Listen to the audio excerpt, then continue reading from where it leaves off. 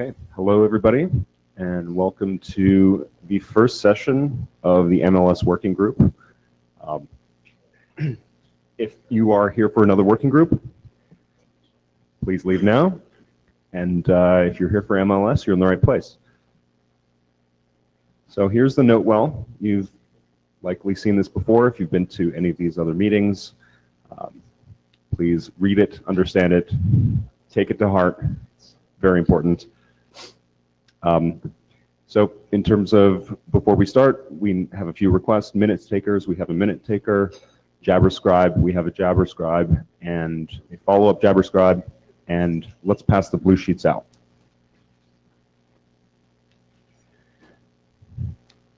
As usual, we would like everyone to be able to understand who's saying what at the microphone. So when you come up to the microphone, state your name. This is not only for the people in the room, but it's for the remote participants. We have at least 6 on Meet Echo right now. So please keep it professional, and let's move on to the agenda. Here's the agenda. Let's open this up to agenda bashing. Does anybody have any questions about this or any suggested changes? No? Okay, so we'll do administrivia, charter review, architecture, and then several presentations about some of the documents that have already been presented and some of the ideas that have been discussed on the list. And at the end, we'll discuss a few other extra topics that are unscheduled. Let's start with the charter review. So since the BOF, MLS was incorporated, and here are some key excerpts from the charter. And I'm just going to go over these from a high level right now. The main important pieces are that this working group is here to develop a messaging security protocol for human-to-human communication with the above, and there's a list of properties in the charter itself, specific security and deployment properties. And the goal of this is for applications to share code so that there can be shared validation of the protocol. So everything that people use will underneath for this, anything that people use MLS for can use shared code, basically. And the goal is not to enable full interoperability or federation beyond the key establishment, authentication, and confidentiality. So we're really looking at the crypto here. We're not looking at making sure that different messaging protocols from a high level can interoperate. We're looking at standardizing the crypto. And another point is that while authentication is a key goal of the group, it's not the objective to develop new authentication technologies. Hopefully, what the result of this working group will be documents in which you could use X509 or other authentication techniques and plug them in, similar to how TLS does not define which specific authentication technologies are used. Okay, with that, we'll do the architecture review slides. Iman?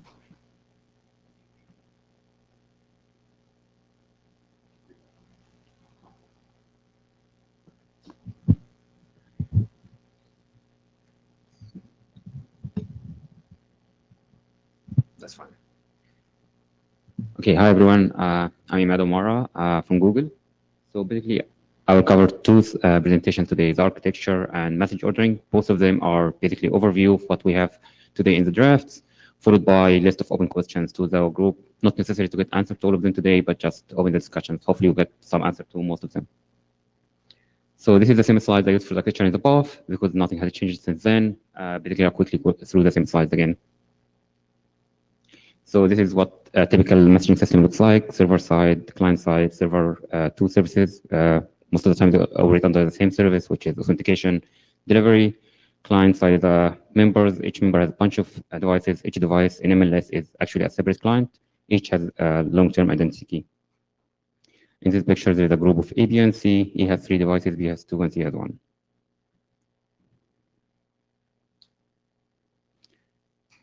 1. Okay.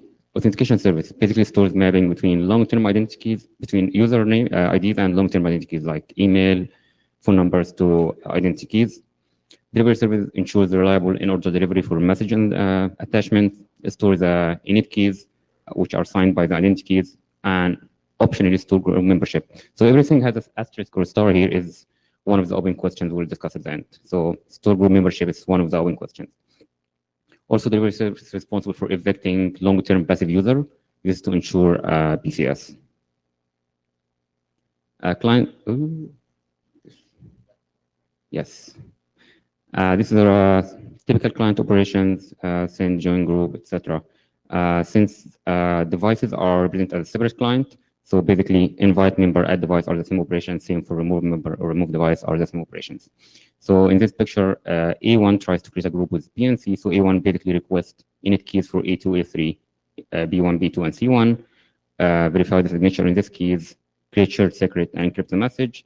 Then B1, B2, and C1 will receive the message, recreate the same shared secret, and decrypt the message. Function requirements, scalability, obviously support large groups. The number we came up with 57 clients. Asynchronous, all operation can be done without having all devices to be online. Multiple devices should be supported natively because, again, device is just a separate client. Storing history is not requirements by the protocol, but again, the application can support this. Client state recovery, if the client lost state, should be able to restore the state without corrupting the entire group. Metadata collection, this is to protect user privacy, so the both AS and DS should be collected the minimum data needed to deliver the message. Federation, as mentioned in what we discussed earlier, is that we don't expect interoperability at the application layer, but multiple implementation should be able to interoperate. Versioning, and I'm going to talk more about this at the end, but we should obviously support version initiation and have mitigation for downgrade attacks. Security requirements, of course, message secrecy and tier authentications. Message should be decryptable by only existing members of the group, and only existing members can send this message. Another asterisk here, message padding to prevent traffic analysis, so this is optional. For secrecy and post-compromise security, to refresh our minds, forward secrecy means if the attacker has all traffic history and key K1 should not be able to decrypt any messages before K1, with key before K1. The other way around is PCS is if the attacker has K1 and some encrypted traffic, and then at time T prime, the key has updated to K2, should not be able to decrypt any traffic after K2. Group membership security, all members should have the same view of group members. This can be done by using Merkle trees, proof commitments. Client who joins the group should not be able to decrypt any message before joining. Clients removed from the group should not be able to decrypt message after leaving. Attachment security should have all the security semantics of any message except encryption key tends to be longer because of the attachment. Data origin authentications means no impersonations, so Alice can't impersonate Bob sending message as Bob. This is usually done by having signature in every message. Typically, we can use the long-term identity for signature, but if we want to provide deniability, which will be optional, we'll have a separate signature key, and this signature key will be exchanged over the deniable channel. Security consideration. So what happens if delivery service compromised? So delivery service can always do DOS, which there is nothing to do about this, but it should not be able to inject any message or reorder. And if it happens, the client should be able to detect this. If authentication service is compromised, however, it's more serious because it can allow impersonations. So it can return incorrect credentials, and we can use transparency logging or something like key transparency to defeat this. Client compromise, this is the worst case because attacker will be able to encrypt and decrypt messages, but it can be defeated after the compromised client has been updated their keys material. But it should not be able to do any DOS attacks against other peers in the group. I guess this is a list of open questions we have today. Not necessary to come up all answer today, but it's open for discussion. The first one, should the draft define the frequency of the updates or keep it completely open to the app? The other question came up during the POF, is some people concerned about exposing the user devices, and this is a privacy concern. Third question, is the server trusted to store group membership? And last one, should the draft have mitigation for traffic analysis or just forget about it?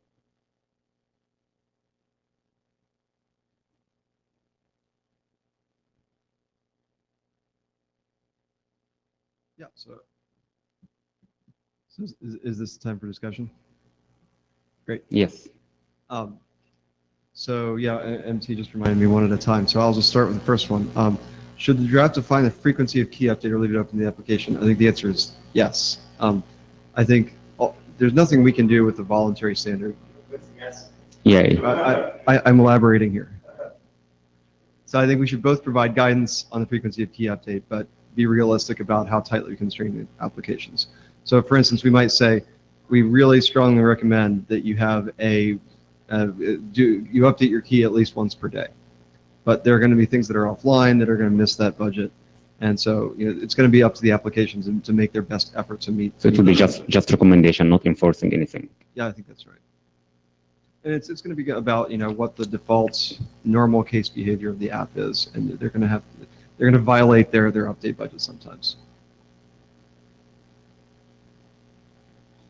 Do we have a remote question from Ben? Oh, can I respond to what he just said first? Yes. Shouldn't frequency be a function of how secure the key is? If you have weak keys, you'd want to refresh them more frequently. We shouldn't use any weak keys. Yeah. Okay, relative strength then. So. I think they're orthogonal. So we have online question. So regarding the question whether the server can be trusted to store the group membership, I think in a number of applications this wouldn't be an issue, but there are some applications where it would be an issue. So I think it would be a good idea to have it optionally work in a way that the server cannot infer who the group members are from persisted data. Okay. Okay, we're going to take a question from the queue here. Sorry, Raphael Robert from Wire. I'm going to take another question from online. Ben? Everyone. So I'm Ben Dordouche. I'm working with Karthik in Paris at INRIA. So I wanted to discuss what Emad said and Richard about I think it's good to have a recommendation in the spec about the updating of the. Hey Ben, can you be louder? Yeah. Do you hear me now? More, please. Okay. Scream.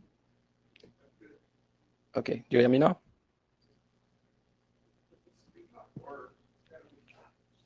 We can hear you, but you're quiet, so speak as loud as you possibly can. Okay, so I think the recommendation from Richard seems a good idea to me. Like when updating the key, the group key one per day, the group secret once per day seems like a reasonable recommendation to me, especially because some security properties will actually depend on that secret, and maybe I'll come back to it a bit later in the message protection part. But typically, depending on if you want to get PCS for the message protection for the messages and not for the group secret, you will need to update more or less frequently the group secret. In that sense, I think updating once a day is reasonable. Just to be clear, I'm not asking what should be the time. I'm just asking, should the draft propose a recommendation? Yeah, my answer to that is yes. We should recommend something like one update per day. Thank you very much. Stanislas Mushlev, CryptoPro. Stanislas Mushlev, CryptoPro.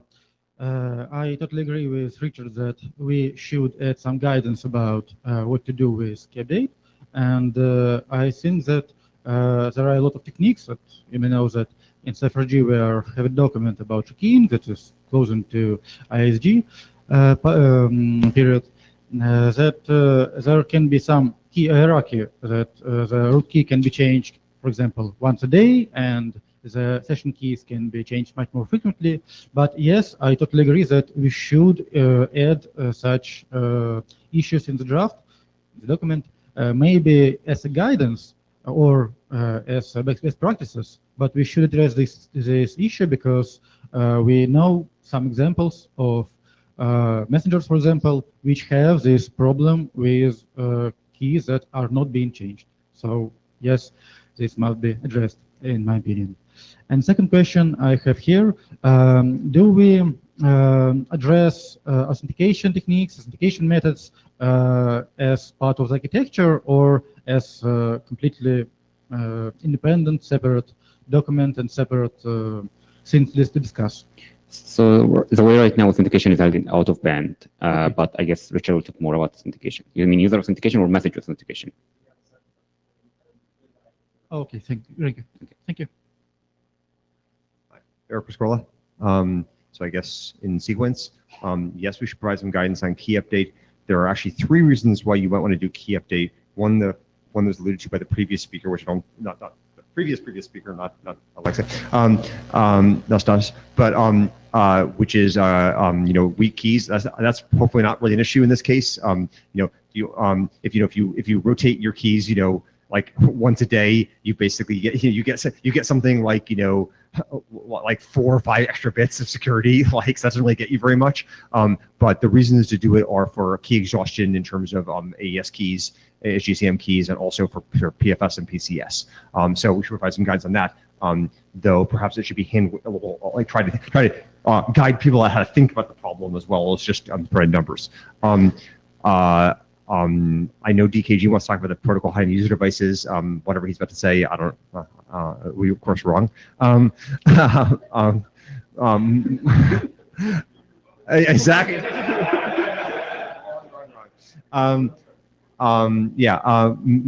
More seriously, I think it would be good if it was able to, but I don't think that there seem to be a bunch of baggage. The problem is that while that would be a nice feature, it comes along with a lot of baggage, so we have to analyze what that baggage is and whether that baggage is something baggage we want to wear. My sense from current analysis is it is not, but it's not just like a yes/no kind of question. With regard to the server being trusted to store group membership, there are actually, again, 2 issues here, right? One is the server trusted to accurately report group membership, and the second is the server trusted to know group membership.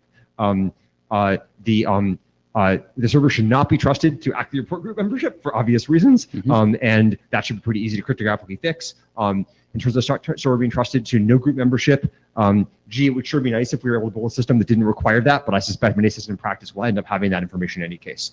So again, we have to figure out what the baggage is there. Most systems I'm familiar with, as a practical matter, have to know group membership anyway, so it doesn't actually make that much difference. Finally, with regard to traffic analysis mitigation, I think we should not do anything here. I think there should be a section that says this is a huge source of information leakage.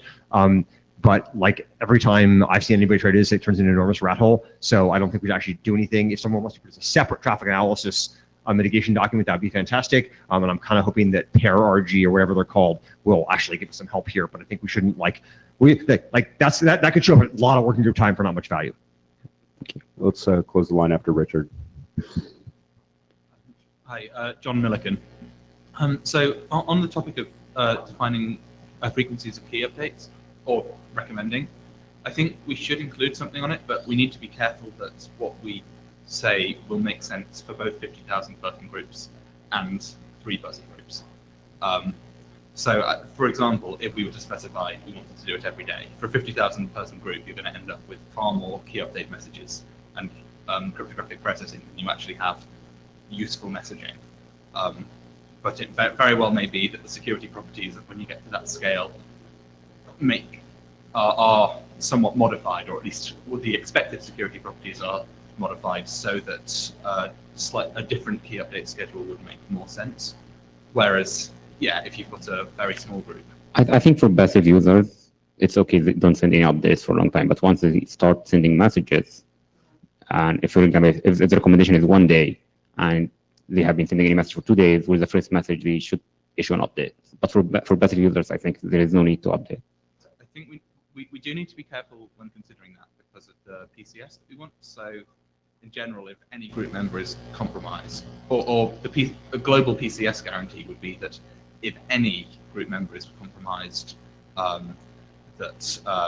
there will at some point be the group's security will be healed. So if we want to aim for that, then we may have to consider passive group members. But in general, I agree with you, and that's what most applications are. Thank you. This is Daniel Kahn-Gilmore. I do believe that the draft needs to specify strong recommendations for key update. We have experience of not recommending key update schedules in other protocols, and people then don't implement them at all. Maybe they won't implement if we recommend, but if we recommend that we give them a chance. I recommend framing it as a minimum and maximum key update range because you want a maximum, well, I don't know, depending on talking about frequency or period, but if people re-update too fast, then we run into this problem that John describes, and if they update too slowly, then we don't get the PCS. But we should put in a concrete recommendation. And I agree with John that thinking about how we frame that with regard to number of groups is important. As far as hiding the user devices, I've mentioned this on list. The current arrangement where we are currently saying, well, multiple members and each member can have multiple devices and the devices are visible, that is a strict superset, I think, of what we minimally need to do. Minimally, we need one device per user, and the user could do something like MLS between their own devices to synchronize whatever key storage and state they need to synchronize. If the user doesn't do that, then they end up showing up as multiple devices. The reason I think we should avoid trying to get too deep into the weeds of the multi-device case, aside from it being more than we need to do to get something working, is because I believe that the multi-device case where every peer can see every other peer's devices has two problems. One problem is that I don't necessarily want you seeing my devices.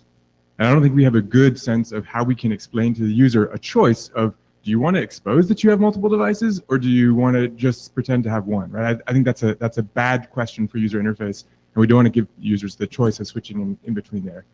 And the second reason is because once your keys are being updated like that, and it appears that you have a new device, you're going to increase the number of notices that new devices show up, or you'll start removing those notices because they just get in the way. And so in the first case, you end up with security fatigue, which means you don't notice the actual big devices where a user gets rekeyed, which is the wiretap scenario. And in the second case, where it's all hidden, you can't notice it. So I think that if we go into the point of exposing multiple user devices, it leaks privacy and it increases the problem, the ease of inserting an additional key for a wiretap scenario, which I think we should be avoiding. We should be avoiding making this wiretap facilitation scenario. I will not comment on the third one, but on the fourth one, we need to include a mechanism for traffic padding. We do not need to specify exactly how to pad. But for the protocol messages in particular, all of the stuff that I've seen across the IETF, the application layer is what knows best how to pad. And so somebody who wants to write a draft should be able to do that at the layer of MLS. But we don't need to include the specific advice in the first round here. We just need to make sure that we have a mechanism for padding, that someone can write a document that describes the standard padding mechanism. Thank you.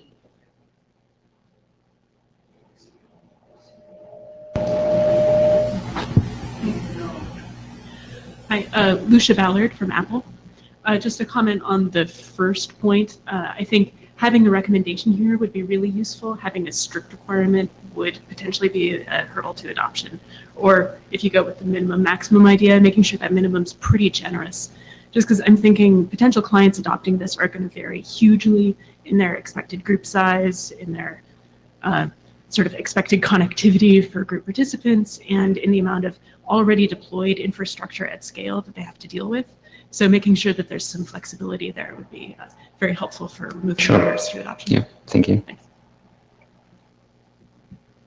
Bob Moskowitz, HT Consulting. Going through the list. I've seen so many scenarios, particularly in the IoT arena, where I think good guidance in different classes of scenarios would be very good, because one community may be very insular and not being able to think really out of their own box of what they may be doing. So they can see how, in this particular case, a different key update method will maybe used may open their eyes to a broader view of it. But in IoT arenas with some multicast cases, I've seen like you're not going to get key exhaustion for a few years, and the devices are not going to be updated for even maybe more years than that. So they don't even talk about key update in those arenas because of that. But But even so, those people should still think about some of the other cases. So good guidance, I think, is what's needed in the key update arena, and strong recommendations for certain scenarios. I would like to see how you're going to be able to hide the privacy of the user devices. This is really, really hard, and I'd be really interested to see how you're going to recommend that, because it might be interesting, or we may just be wasting a lot of effort to have some smoke and mirrors. Also, in many, again, it depends on the multicast cases whether you can not store the group membership. So that's really related to what you're doing with multicast. And so how does MLS have really anything to say to the group about what they're doing in terms of group membership store? So I think that's out of scope for MLS. The last one, I assume you're talking about traffic analysis of MLS, not traffic analysis of how those keys are used. Therefore, I strongly think that MLS itself needs to include traffic analysis mitigation. And I hope that that's what that point is talking about, not traffic analysis for other multicast protocols, secure protocols. Hey, Richard, we're going to have a quick question from Karthik. Karthik, if you can keep it short, and then Richard, you'll have the last word. Hi, guys. This is Karthik Bhargavan from India. Just a small question about, or small comment about group membership, which is that I think it's an important question to ask at this early stage, what we really expect from to know about group membership. And I think a few other questioners have raised this point too. I mean, is it actually necessary for every member of the group to actively maintain a group membership list, to know immediately who the members of the groups are whenever the group changes? Or is it something that we want to be able to query on demand from some distributed set of participants, say? And this is just, I'm just throwing this out as maybe it's not clear cut that everybody should always be able to know who the other members of the group are.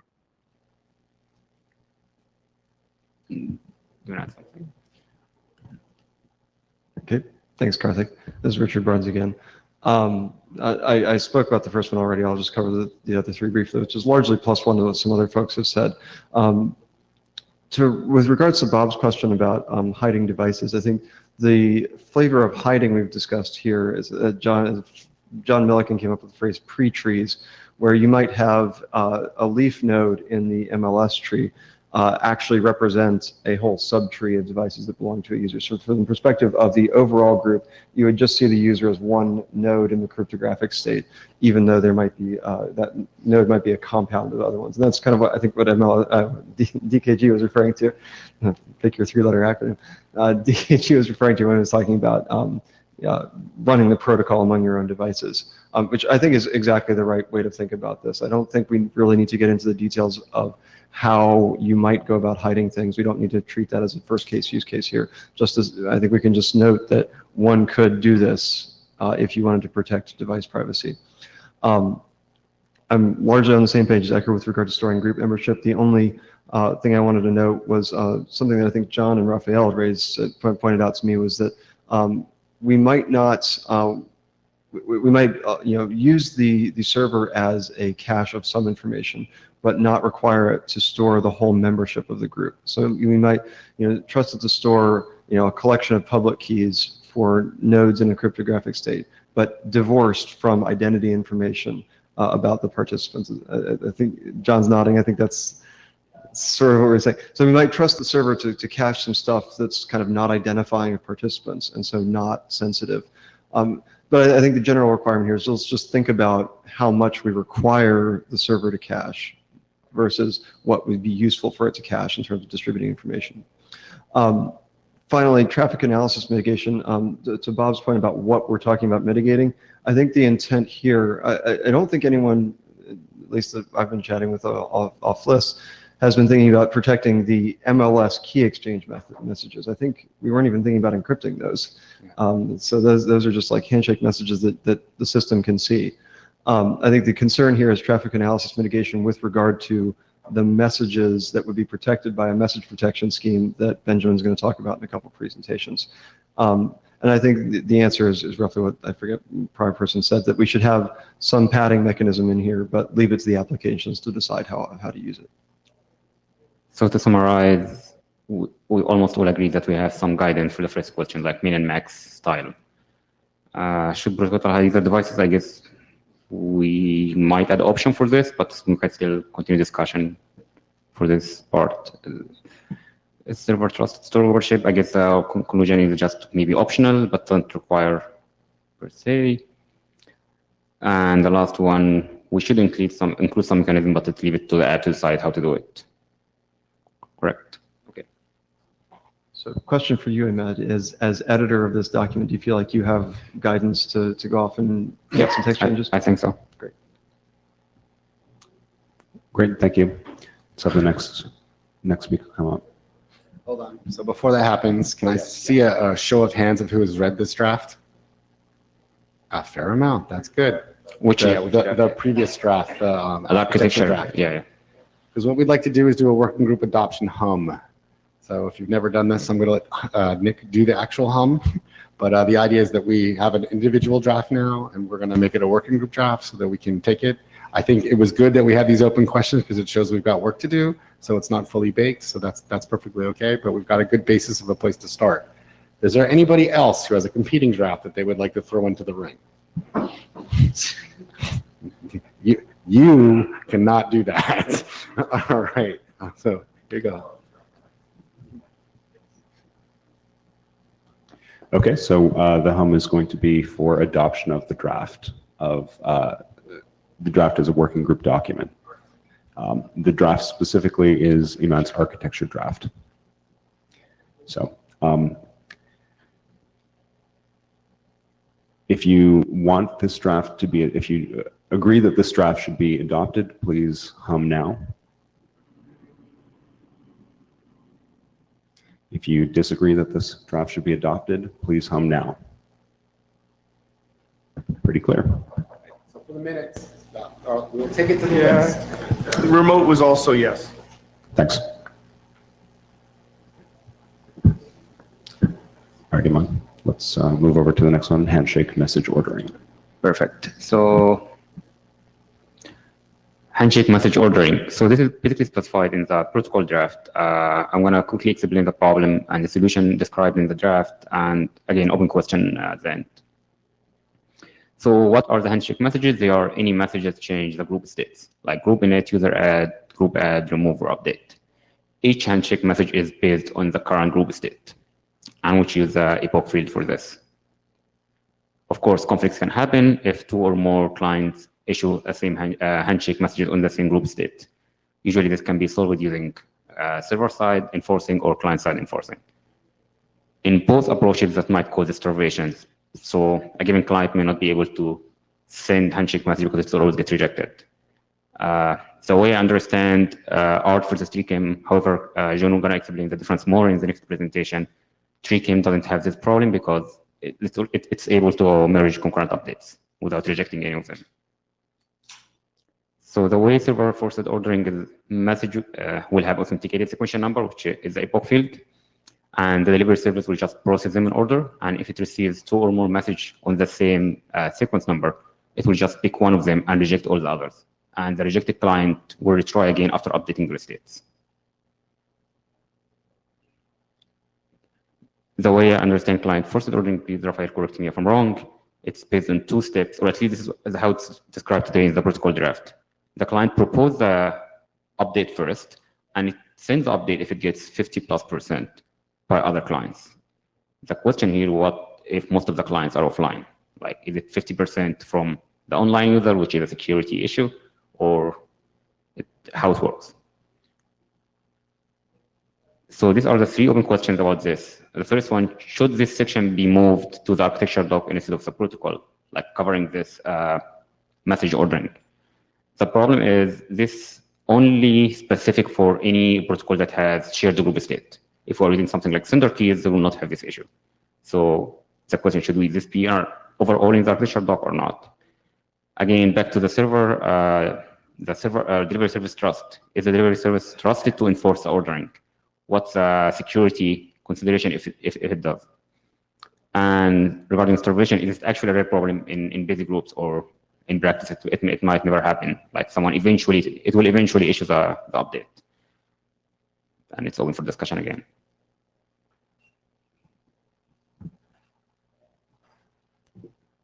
So yeah, I think it would be good for the architecture document to have a very clear statement on this.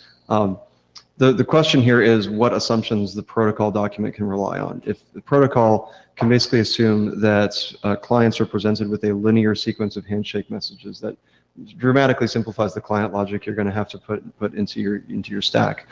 So I'm very much in favor of making a clear statement in the architecture that whatever the delivery service is that's providing delivery for this protocol, it ensures that all of clients receive handshake messages in the same order. And that frees us up in the protocol document from having to do anything about what happens when things arrive in different orders at different clients. This is a simultaneous add or simultaneous update question. So you're okay with the server trusting? Yeah, I am comfortable with trusting the server to enforce ordering, but as long as we can assure in the protocol that the only thing the server misordering things could result in is a denial of service condition. So we should make sure that the trust in the server is bounded, but as long as the server can't do anything besides deny service or fragment the group, I'm comfortable with that degree of trust in the server, because the server can cause those sorts of failures anyway.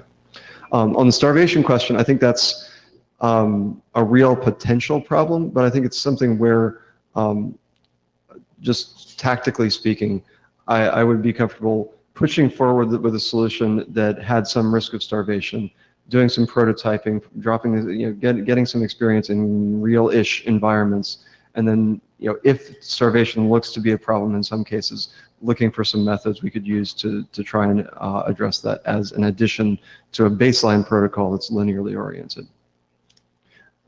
Go ahead. Yeah. No, I was going to comment that the concern I have is with server trusted is the server might reject a specific update for a specific client, so which means risk the BCS for specific clients. But if we do bundle the update with the message itself, this means the message will not be accepted unless the update is accepted. We can mitigate against this, but this is just an idea.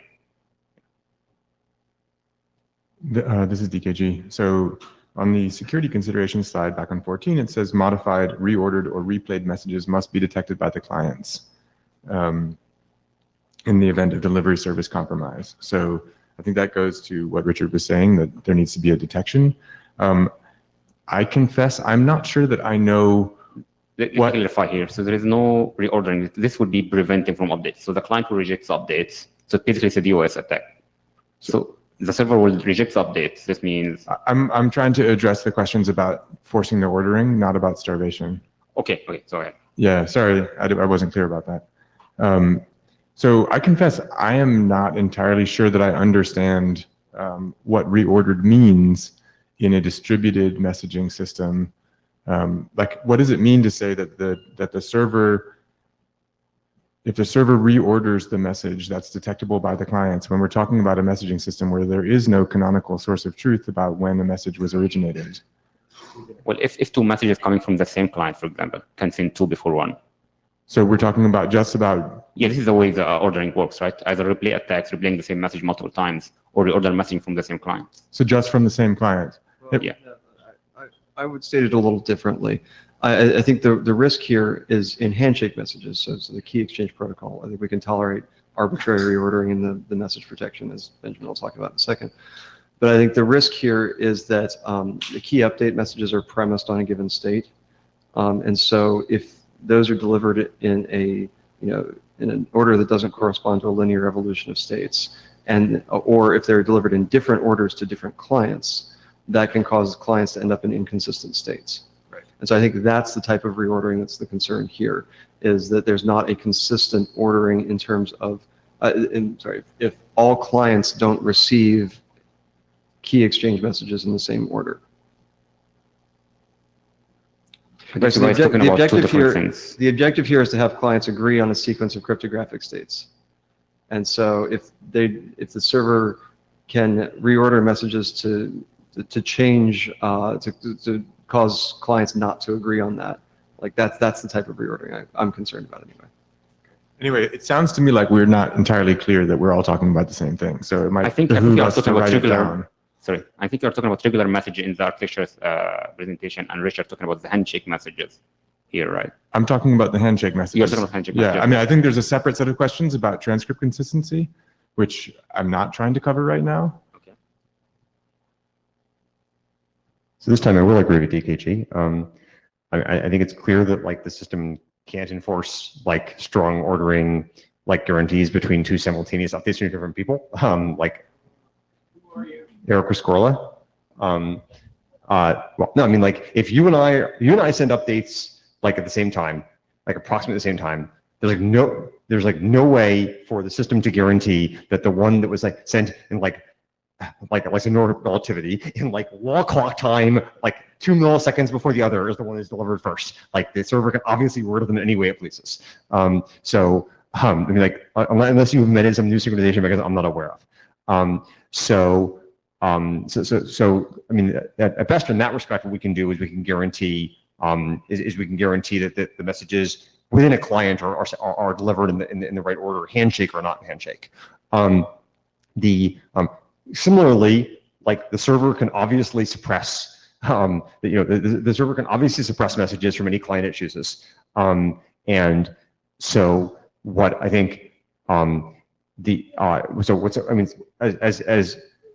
I think we agree there has to be transcript consistency, otherwise the system doesn't work properly. And to what Imad was saying earlier is the what we should be targeting here is you can't selectively suppress handshake messages while delivering application layer messages. And in terms of being able to detect reordering and message deletion, then that's what that gives you, which is to say that if you have consistency within a client, and I receive messages 2, 3, and 5, and they're all messages, and then I'm missing message 4, then I know that's been deleted. And then you have to contend with why did the server not deliver that? Now, if you want to go beyond detection into suppression, one might wish to make handshake messages in some way indistinguishable from application layer messages, so that it was difficult for the server to selectively suppress those. But there's only so much you can do. I do think, by the way, that to Richard's point, that I think that it's totally reasonable at this point to say we're going to effectively trust the server to do this properly, and then attempt to detect when it fails to, rather than try to build a system which operates properly in the face of an arbitrary malicious server. That would be too difficult. Thank you. Yes, Rafael Robert. So to the first question, I think it should be part of the architecture document, especially if the answer to the second one is yes, because the server is then very much part of the architecture. And so to answer the second one, we have to look at what the options are. So one thing is what you outlined, Imad, is that it's being decided on the client side. And for that, we would need some sort of mechanism where clients can actually decide on the order without relying on the server. And that is difficult because you pointed out that it has to be asynchronous. So finding some consensus asynchronously sounds a bit contradictory. I'm happy to be proven wrong there, but it sounds like a tough problem to solve, especially if you don't want to add a lot of overhead. And the other option would be if ordering is not really that necessary. So this comes down to art or TreeChem, which I think John will mention later. So for art, ordering is absolutely necessary. For TreeChem, you have a little bit of flexibility for some messages because some stuff can be merged, but it's still not fully flexible. So I think in practice, the best solution right now would be to trust the server for that. And regarding the starvation, this really comes down to the scope and the amount of messages you have at the end of the day. So if the scope is really only the handshake messages, personally, I don't think we could ever run into starvation frequently.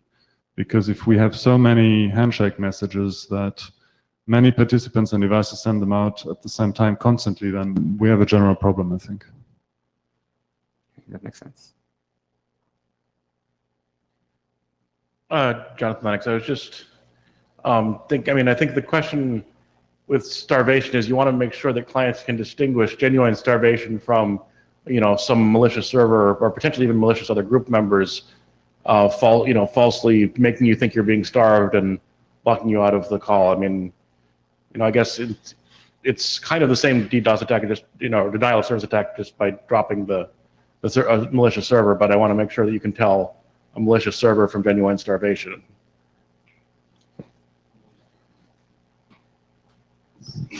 Bob Moskowitz, perhaps I'm showing my age, but where's the state machine? If we're talking about reordering, the rest being important, there must be a state machine here someplace, and the state machine should handle all cases. My professor, way back when, 40 years ago, whatever, would not let me do anything like this without including the state machine. So if we're concerned about it, we should be able to talk about that. And again, maybe I'm just showing my age on that. And so the state machine would then tell us whether we can trust the ordering and the rest of it. So that's what I say about that. Starvation, that's DOS attacks. So yes, it's a real problem and it will occur. So again, it's how do you recognize and understand that? And again, the state machine should show that. Again, showing my age, sorry. Thank you. John Milliken again. So I think my take on questions 2 and 3 is one of it would be lovely, and I don't know if it's possible. It would be lovely if we could get to a state where the server can do nothing to the security properties without actively blocking people's messages. So obviously, if one person can never send a message, then PCS with respect to that user is going to be compromised. But if we can get to a situation where, so long as everyone can intermittently get messages through, global PCS can advance, then that strikes me as the property that we should probably be aiming for with respect to them. Okay. Yeah, just to emphasize on this reordering semantic, the order that is important to preserve here is not the order of origination of messages, which, as Ecker accurately points out, is interfered with by relativity. The important thing to preserve is the order at which messages are received by the participants, and that you can easily enforce that with things like two-phase commit. So that it's, there's a variety of mechanisms we are well known we can use to preserve that property. So with regard to starvation, I think something that might be useful to do here is to have kind of a starvation consideration section here. Because another thing I might trust the server to do, Jonathan mentioned malicious other clients trying to emit a lot of update messages so that no one else can advance PCS. And that is something where you could have the server do some stuff to help. Like it could recognize especially active clients, or it could recognize that this client hasn't had a chance to update in a while, so let him in. And so it seems like you could put some considerations like that in the architecture, and in terms of recommendations for things servers should consider implementing. Finally, I wanted to end with a question. The thing that I'm actually surprised hasn't come up yet is federation, because this consistent ordering is super easy to implement in a single server system. You just have a lock, and you wait to get the lock before you transmit. But it's harder to implement in federated systems where you might need collaboration among domains to synchronize when messages can be transmitted. So I'd be interested to hear from folks who are interested in that use case. As we've said in the charter, it's not a primary use case here, but we don't want to have real hard barriers here. So I'm interested in whether people think this would be a real hard barrier in federation. Daniel Franco. Ecker is of course correct that you can't totally order messages in an asynchronous setting, but that doesn't mean that we necessarily have to settle for just ordering messages from each individual participant. There are very nice middle grounds here, like vector clocks.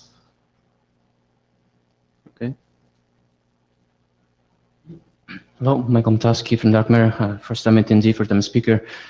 I may have misunderstood the problem, so apologies ahead. But with respect to messages and ordering, when we're talking about end-to-end, and I guess that's what we're trying to achieve here, server here is strictly to facilitate certain things. So when we talk about security and the server's roles in all of this is to harden the model, not necessarily to make it secure.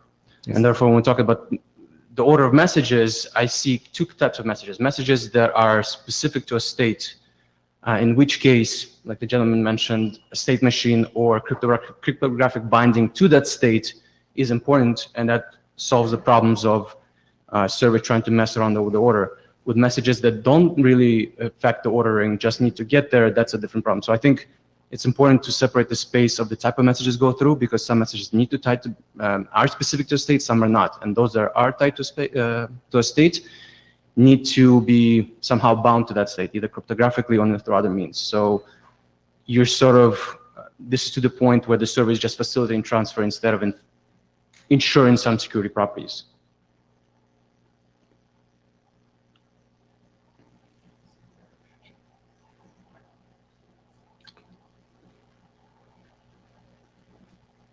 All right, Leif Johansson. So I was thinking about your question about federated the case, and I'm wondering whether, since this is human communication, whether it might be enough to be able to inform the user that there is sort of that the various endpoints don't agree on a particular message order, right? So if you can show that, right, and that might be enough in the federated case, right? I'm not entirely sure you have to force ordering in for every case, but as long as the user knows that there is contention in a particular case about, say, a pair of messages, right? Whoever you're chatting with believe that they are actually in a different order. You may have to work that out, but since this is human to human, maybe you can maybe that's enough. Sorry, Michael Mutoxin, one more comment. With respect to starvation, I may be wrong, but there's not much you can do. I mean, depending on the capabilities of your attacker and the adversary, right? If they can control the network, they can potentially compromise the server because the server is sort of less trusted. I was just to mention that probably you want to include some mechanisms where a client understands that he was not able to participate in the ecosystem for a period of time, at which point he refuses to participate at all. To say that, you know what, I wasn't able to participate, therefore I have no trust in the system anymore, and I'm going to back out until some recovery mechanism is in place. So this is to say that you can control the world, but the client can say, you know what, I'm going to be defensive, I'm not going to participate if it doesn't play by the rules. Brian Wise, Cisco. So traditional group security systems tend to trust the servers and have a lot less trust in the clients. And I sense from this effort that it's all the way, it's flipped around the other direction. We're trying to trust the clients and not the servers. And I think that's not clear at all in the architecture, and even not in, for example, the second question here. I'm sorry? Don't trust anybody. So I think that is even more important, that the architecture itself needs to just make that statement and make bounds around who is trusted to do what, and who really is trusted to generate keys, who really is trusted to decide when there's a key change. It's really hard when you don't trust anybody. So you've got to assign some amount of trust to somebody, and then in the architecture level. Okay. John Milliken again. Just in response to Michael's point about clients deciding that they have been locked out for long enough and they're going to stop responding. I think some of the offline discussions I've had with people about this, I've been discussing maybe if the protocol can automatically expire clients which have been silent for long enough. Yeah. So rather than the client deciding that it's going to kick itself out, everyone else decides that they're going to kick the client out for the purpose of Yeah, advancing the architecture document specifies this. So, yeah. Cool. Okay, so the way I understand the answers is yes for the first question.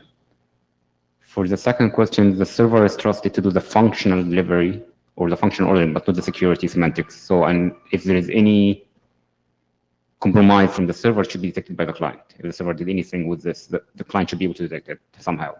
Do I understand correct? Starvation, when I mentioned starvation here, I meant innocent starvation, like functional starvation, not attacked by server or attacked by other peers, because both of them are addressed in the architecture doc.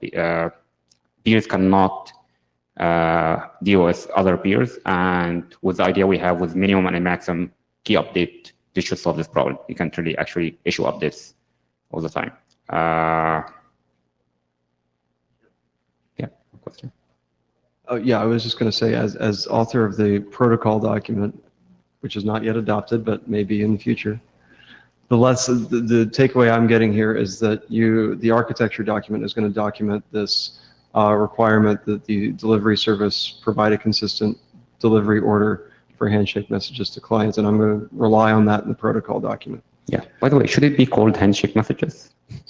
That's just that's the terminology we have in the document now. We can change it later. And I think what I'd like to see for the third one is that we have some considerations around how to address starvation, and then we keep an eye on that problem as we move forward and see if we need mechanism to improve the situation. Okay, the way I see starvation is if it's intended starvation by the server, other be just a way of DOS, like should be covered in the same DOS section or not. I think clearly we need to document that it's a condition that can arise. Okay. I think we should also document some things that the server can do to help if it arises due to malicious clients. Sounds good. Any other question? Okay. Okay, thanks, John. John, you're next.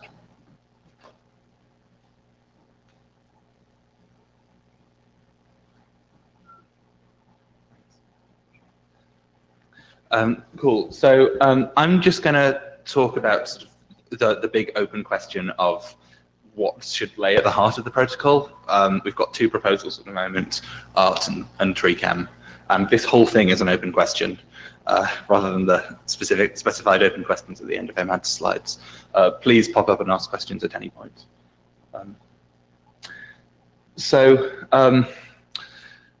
First, to just kind of refresh us on what the various operations we have to support at. So we've got group state stored in somewhere. Both of the proposals at the moment are in key trees of various forms, and every participant caches some view of the tree. And then the operations that we have to have are being able to create a group, add users, users add themselves to the group, users update their own keys in the group, and being able to remove users from the group. So this is just the key exchange protocol. It's somewhat divorced from the messaging itself. So the first protocol, but to borrow my slides from the BOF, is called asynchronous ratcheting tree. Came up with this last year, and it's based on a Diffie-Hellman binary tree. So any leaf can be updated in logarithmic time by updating the leafs tree and then, the leafs key pair and just recursively recalculating the entire setup to the root. This can operate asynchronously. We have proofs in the paper linked of the confidentiality of the group keys in this setting, only for static groups. This paper does not fully prove ART as used within the MLS protocol doc, but it's partway there. And within MLS, we've actually defined some things that were left out of scope in the original paper. So we have additional constraints on the tree structure. As I said, we allow membership changes, and we talk a bit about race conditions, which we have the luxury of assuming do not exist in the paper. So the fundamental building block of this is Diffie-Hellman and a way to derive a Diffie-Hellman key from a Diffie-Hellman output. So if A and B perform a key exchange between them, they get the output AB, which they can then use to derive a key pair. And then AB and CD can then perform this, etc., recursively up the tree. And so, for example, you could do X25519 just of the hash of the Diffie-Hellman output. We found at the hackathon the other day that if you just use a raw SHA-256, there are a bunch of potential tricky potential conflicts that happen. But yeah, this is just an example. We do not recommend this in practice. To note terminology here, so with respect to C, we've got a bunch of terms. So we have obviously the root of the tree. We've got the direct path, which is in bold. So that's C and all of its ancestors. We have the copath, which is the sibling of all of C's ancestors. And then the frontier, which would be the siblings of all of the ancestors of a hypothetical new key to be added to the tree. So the direct path and the copath are all with respect to a given node. The frontier and root are with respect to the tree as a whole. And from a leaf and a copath, you can compute the entire path of that leaf. So the way we anticipate the group evolving is that this is just used as a mechanism for inputting into a more general group key ratchet. So the tree root is KDF'd into the existing group ratchet, etc., etc. So we don't just require the correct tree, but we require the correct order of trees as well.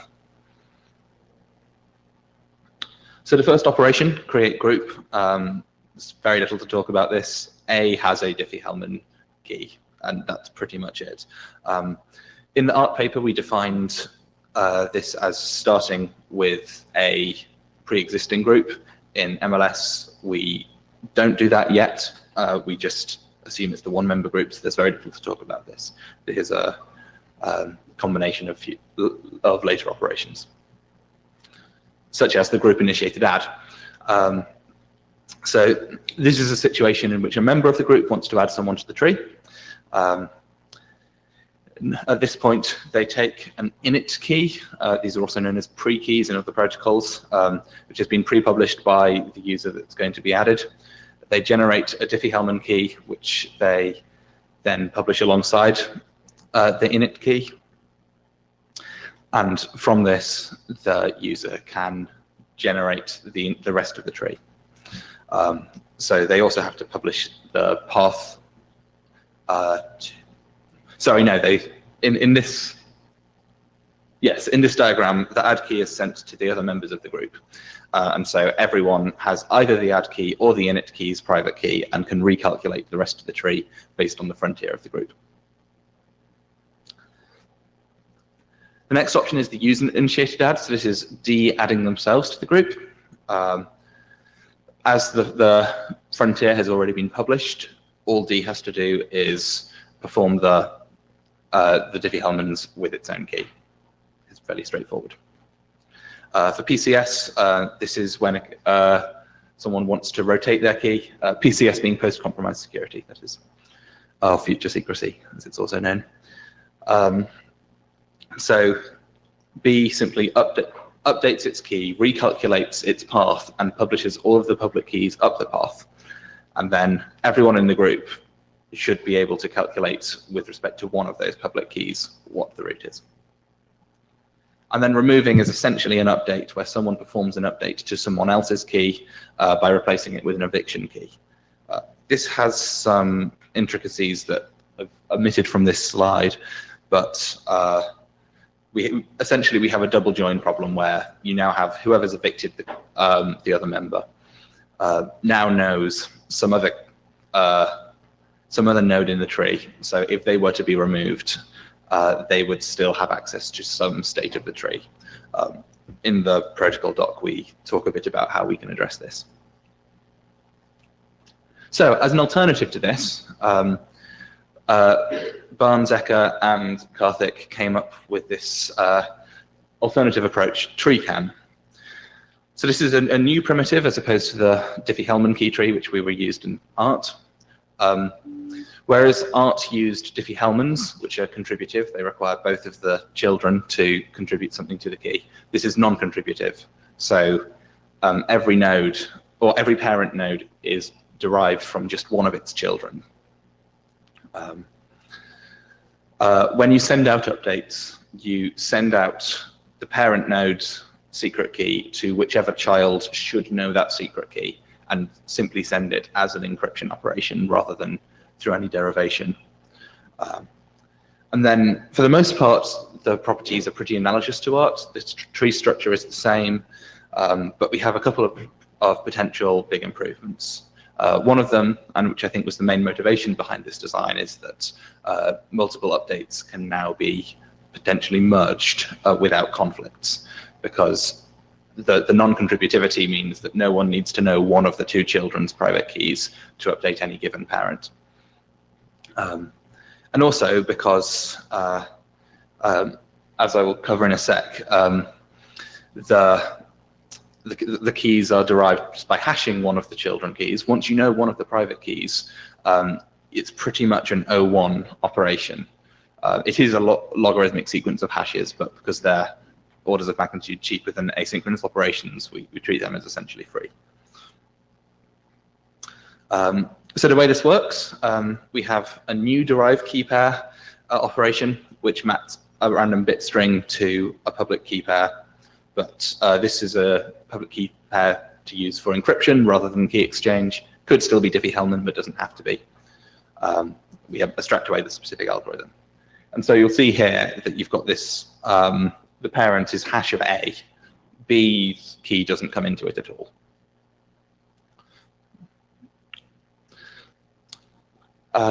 So this is what the tree looks like. The various definitions are exactly the same, but you'll see that you've just got different values here. So C in this instance was the most recent person to update, so C's key is represented at the top.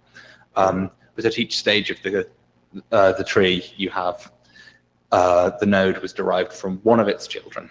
I think I just always went for leftmost apart from C in this example. This is exactly the same. The slide was just copied.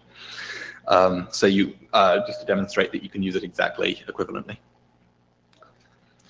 So in this instance, to have a group initiated add, you generate an add key. This is just a random sequence of bits.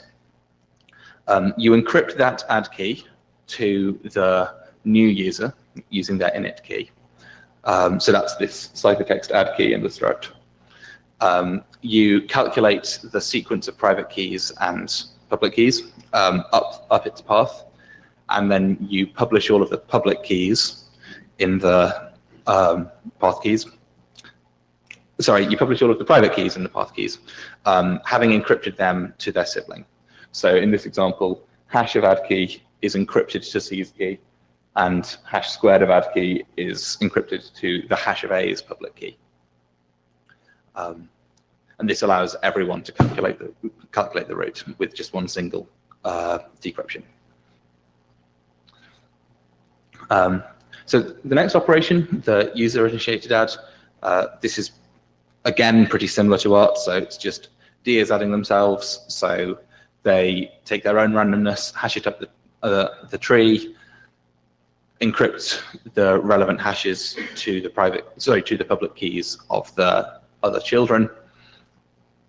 And D's key is now at the root of the tree. For an update, so if we imagine in this situation that A had been the most recent person to update, at the point that B now sends their update, again, the route to the path is just completely rewritten, completely unrelated to what it was. Then finally, remove, we're looking at exactly the same processes in art. Just send out an update for someone else's key. So the key comparisons here are, so first in the update complexity. So whereas art, every update is essentially a log n operation, pretty much everything in art is log n. TreeChem updates are log n for the updater, but they are just their O1 in terms of expensive operations for everyone else.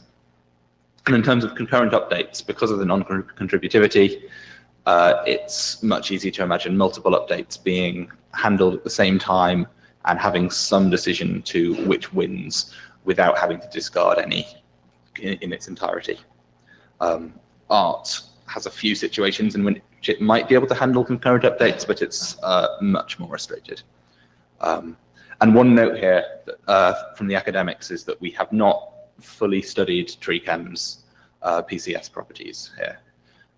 We've got a slightly better idea of arts properties, but that is incoming for TreeCam, I believe. In terms of open issues with both, this is the same as it was with art. So we've got to prove the various operations security within the model that we want, figure out the logistical details around removing, message sequencing, various other topics which have either been covered earlier or will be covered later today. Also attachments. This slide was copied from last time. This is not so relevant to TreeCam and art specifically. Cool.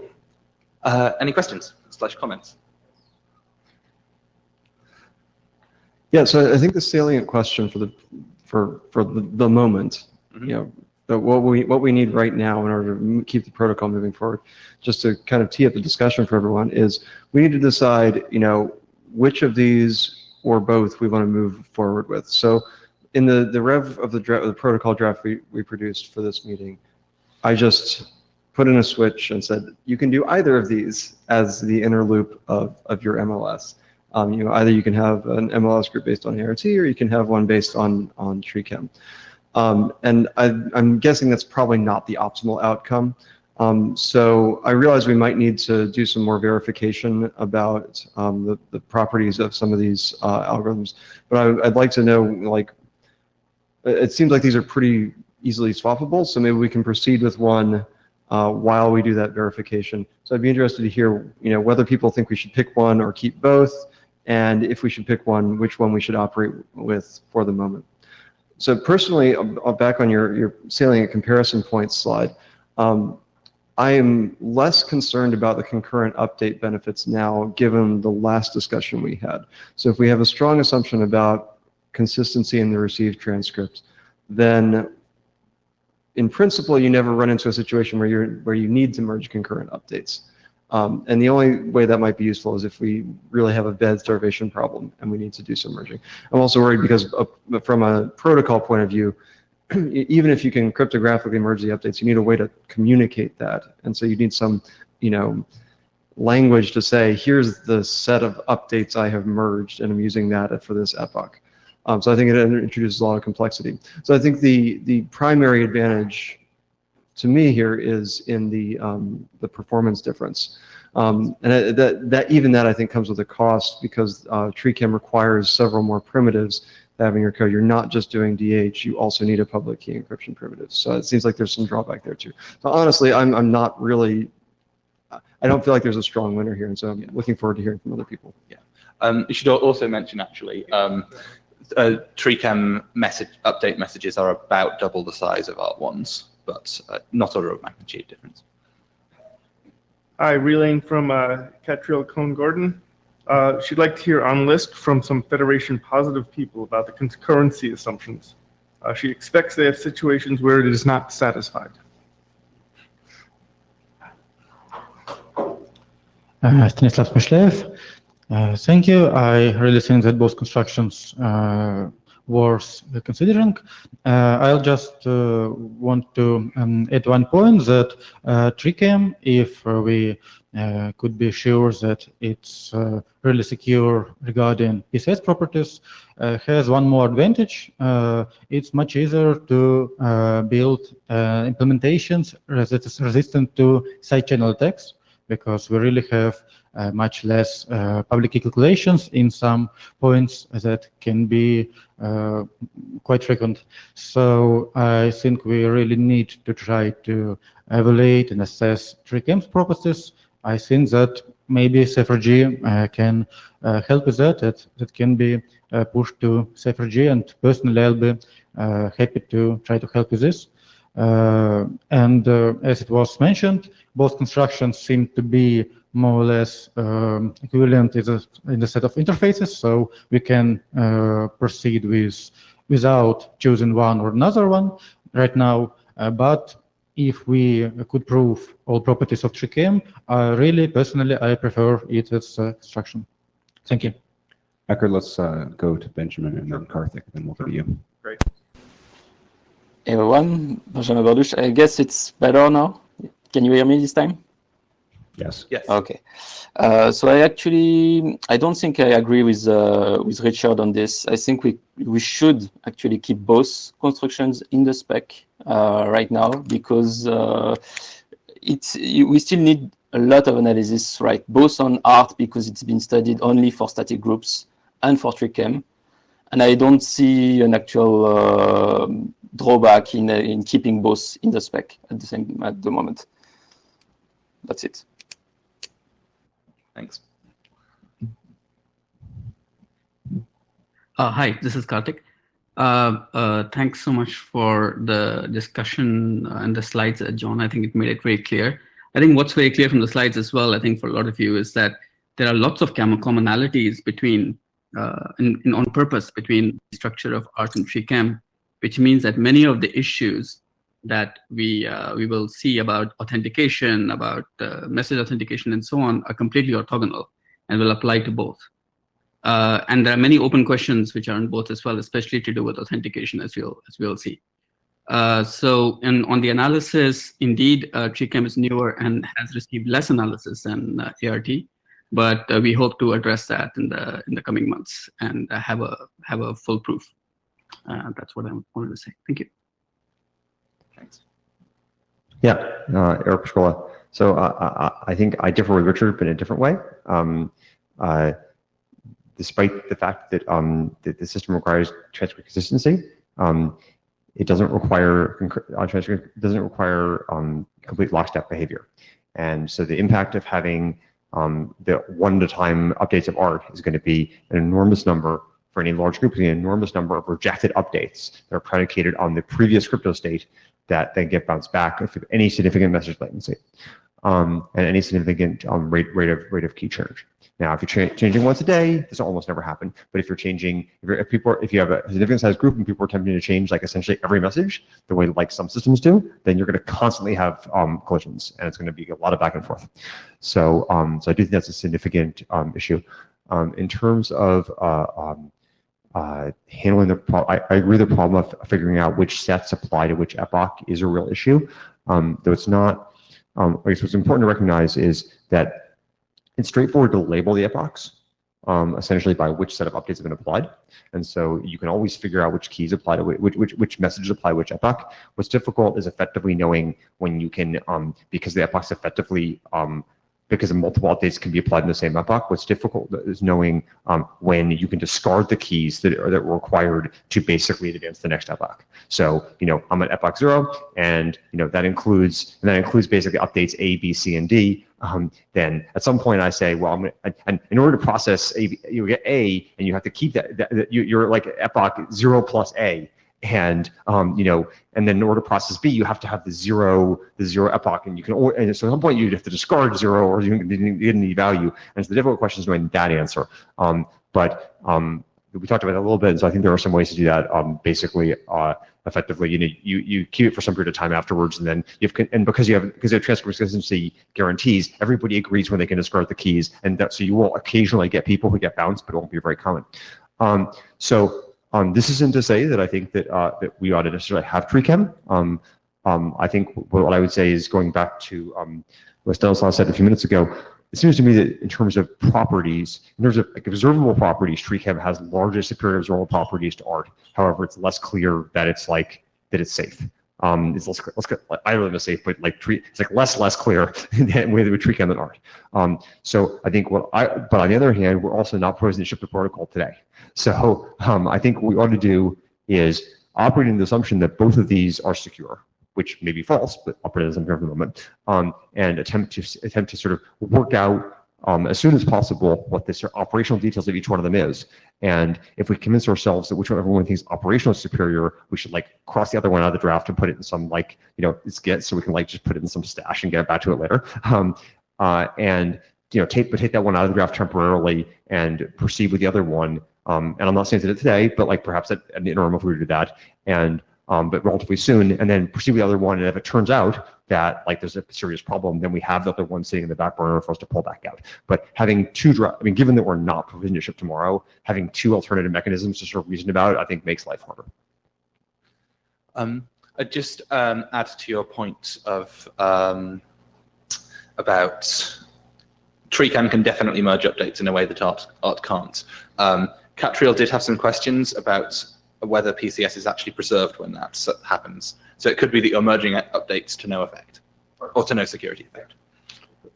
Ben Kaduk, as responsible AD, I want to point out, please do not send a document to the ISG that has both options in it, unless you have some compelling difference between them that would cause you to want to pick. And if that means keep them both in the document and flip a coin after working the last call, I'm totally fine with that. Cool, thanks.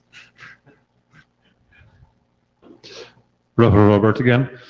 So I just want to emphasize the update complexity on the last slide here. So particularly for passive participants, which is all of them except the sender, there's a huge performance difference between ART and TreeCam. And we were saying earlier that we might want to have some recommendation on how frequently keys should be updated. So in large groups, and we've been talking about up to 50,000 so far, that will lead to a lot of handshake messages, a lot of updates that all need to be processed by all participants all the time before you can actually even decrypt the next message.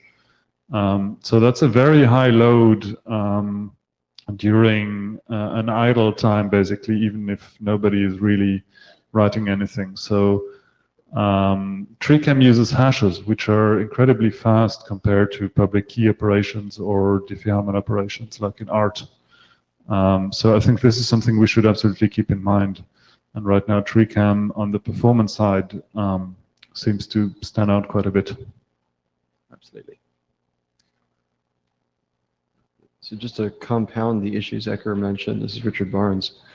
In addition to the when do I throw away state question, if you allow concurrent updates, you also have a question of when I want to update myself, what state do I build on top of? I mean, in the worst case here, you can imagine this branching tree of states that everyone has to maintain. In TreeCam. So it seems like you start at 0, A updates, A, B, and C update. And then someone updates on top of AB. Someone updates on top of BC. And you have at least this kind of woven texture of updates. I mean, so I don't think, maybe we should take this offline. I mean, there's a temporary period where that kind of happens, because I mean, it's absolutely true that, so I guess, I mean, when you say updates, I mean, any given set, I mean, so that may be, so where Ecker was going, I think, is that within any given set, you know, updates are kind of flat and parallel. But when you do something like an add or a remove, that does bump to the next. Yes, and so, you know, you do have to have kind of a convergence algorithm by which people decide on which of those states, because you need for them to choose consistently, or else you get ramification. So that's one observation. I had another one, but I've forgotten it. The way forward I was going to propose is that I think we're going to propose at the end of the meeting we get together in September and talk about things. I think one thing it might be useful to do is kind of keep this ambiguous until then, and like try and do some initial code, see how big the performance difference is, see how big the message size differences are. And so we can kind of take some quantitative measurements to see how bad the differences look. And I've just remembered the other point I was going to make, which is I think I'm not sure if you mentioned this. Well, you mentioned they have the same underlying tree structure, which seems to indicate that they can be hybridized, which is probably pissing off Catriel and Karthik even more than they already are. But you know, if we see that, say, you know, updates are going to be super frequent, and so we want them to be performant, and we're willing to take message overhead for that, maybe we use TreeCam for update messages, but for adds and deletes, we use ART because we want them to be small. I mean, I don't have a preferred solution here, but I just wanted to point out that those solutions, I believe, are possible if we can, you know, dot the I's and cross the T's, and you know, convince we get assurance from the academics that it's okay to do that. Sure. So that would require multiple trees, right? Same structure but different trees, because the internal keys are totally different. The internal keys are derived in different ways, but ultimately they're still just the H keys. Oh, well, so assuming we're using something like ECIES for the public key encryption, assuming we have algorithmic consistency between the two. Sure. Comments from the Jabber, facepalm. And that's from Catrill and Benjamin both. Siobhan Sahib, if you do decide to go forward with both options for now, I think it'd be useful if we at least mention in more detail what the advantages and the disadvantages are, maybe in a separate draft or maybe in the same draft. I think that'd be really useful from an implementation point of view. Sure. Madam Mara, I just want to respond to Rafael's comment about the performance of the hashing. Please, Richard and John, correct me if I'm wrong. There is still log-in public key encryption, right? It's not only hashes. Only for the update. Sure. Yeah.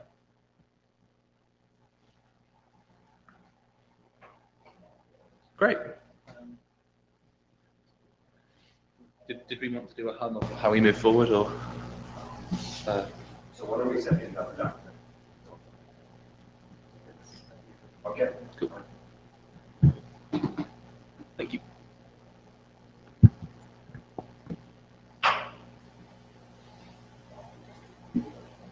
All right, so we're going to move forward with message protection. Ben, can you step up to the remote stage?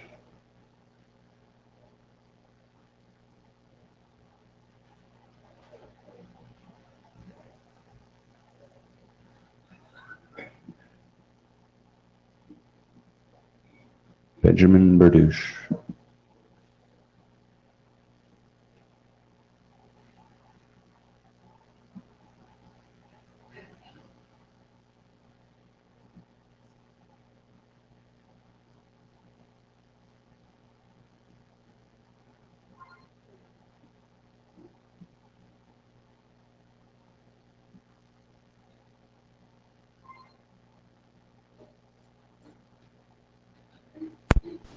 Good. Okay, sorry. Okay, so right now, so I'm going to discuss a bit of message protection, which is currently not in the draft. Next slide, please. Again, please.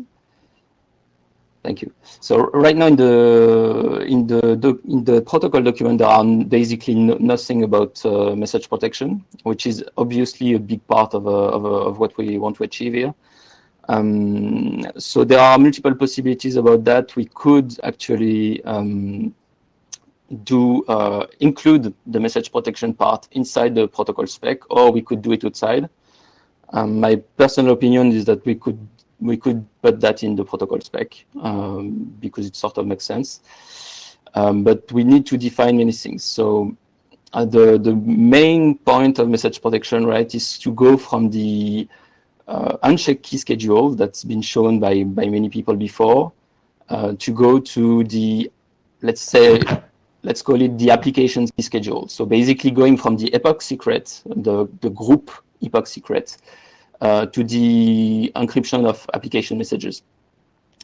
And to do that, we need this schedule, this application key schedule, and we need a set of algorithms and to define the objects that we really want to encrypt, right? Next slide, please. So that's the current, that's what is currently in the protocol spec, right? The unchecked key schedule. So basically, it does work for both ART and TRICM. It's completely sort of separated because the update secret, as you see on the left, is generated from the root secret of the TRICM or ART trees. Then you derive a group epoch secret, which is basically the most important part of the protocol of the secret, because everything in the group epoch is going to be based on that thing. So depending on the security properties that we want, we'll need to keep that around or not for a certain time, etc. Right now, the message master secret, which I call the application secret, because it's at the moment used to compute keys, etc. is the most important part.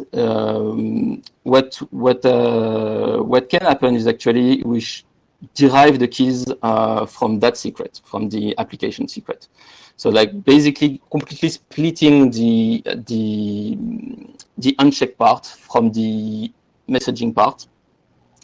While of course every cryptographic keys that is going to be used to encrypt application messages is obviously dependent of the epoch secret in terms of security. Next slide, please.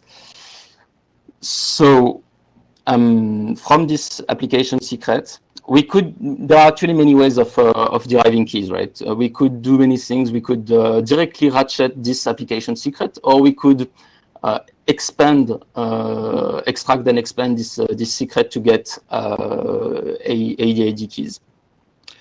You could even directly imagine, instead of having this application secret ratcheted, you could imagine instead directly expanding all the N keys for the N participant at that point.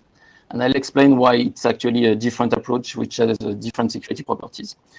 So if you consider that you have this application secret, there are multiple ways of going, right? You can directly ratchet this group secret, this application secret, in two ways, either in interleaving the sender contribution or in parallel, meaning that you can either fork this application secret, one for each client, and then ratchet independently these secret chains, or you can ask for each participant each sender to ratchet its next message key from the same group ratchet, and those have very different properties in terms of the security properties are some sort of the same, but the forward secrecy is not exactly the same, because you need to keep around more things in the case where you ratchet per participant. So let me show you some examples. Next slide, please. So here is, for example, it's a complete example. Nothing is set yet, and we discussed. There are basically as many different key schedule as you want, but there are basically these two categories of per group ratchet or per sender ratchet. So here is an example of a group ratchet. You have like the initial application secret, from which you derive, the sender derives an AED key and a nonce. And this application secret is going to be ratcheted in a way that each sender is going to contribute to that ratchet. So this is nice because it allows the group, each participant, to keep one group ratchet, but it's actually bad because it forces sequentiality of the updates, right? So in some sense, it's not good for parallelism, and it's very wrong for out of order. You can't really do out of order messaging out of this thing. Next slide, please. And then you have the per participant case. So you can, next slide, please. Where you could actually, from the initial group application secret, derive many initial application secrets, one per participant, and ratchet this participant application secret instead. Meaning that this is now completely independent. Each sender has its own ratchet. Basically, it's mostly what is done in current protocols, right? You ratchet independently. Of course, we don't have the experience of multi-party, but large experience of large number of participants in groups. But for that scenario, the drawback, the benefit is that you can actually encrypt in parallel and send messages in parallel out of order.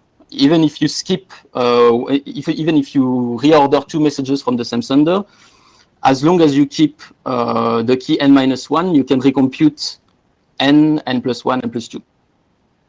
The obvious thing is that this is forward secret, but this is not. This does not have PCS, right? because you ratcheting forward doesn't give you PCS. Only changing, and in that way, if you want PCS for messages, you only can ratchet the, you need to update the group secret, the epoch secret. So that's very different. So there are three basically very different approaches, where one is you directly deriving n keys or one group, n application secret or one application secret for each update to the group. And you only have one set of keys per participant for each epoch group. Or you can basically have forward secrecy for the keys of the IED keys for messages, but you don't have PCS until you refresh the group secret. That's my understanding. Next slide, please. So the slide I showed before was basically TLS based, meaning that there is can you go back? Sorry.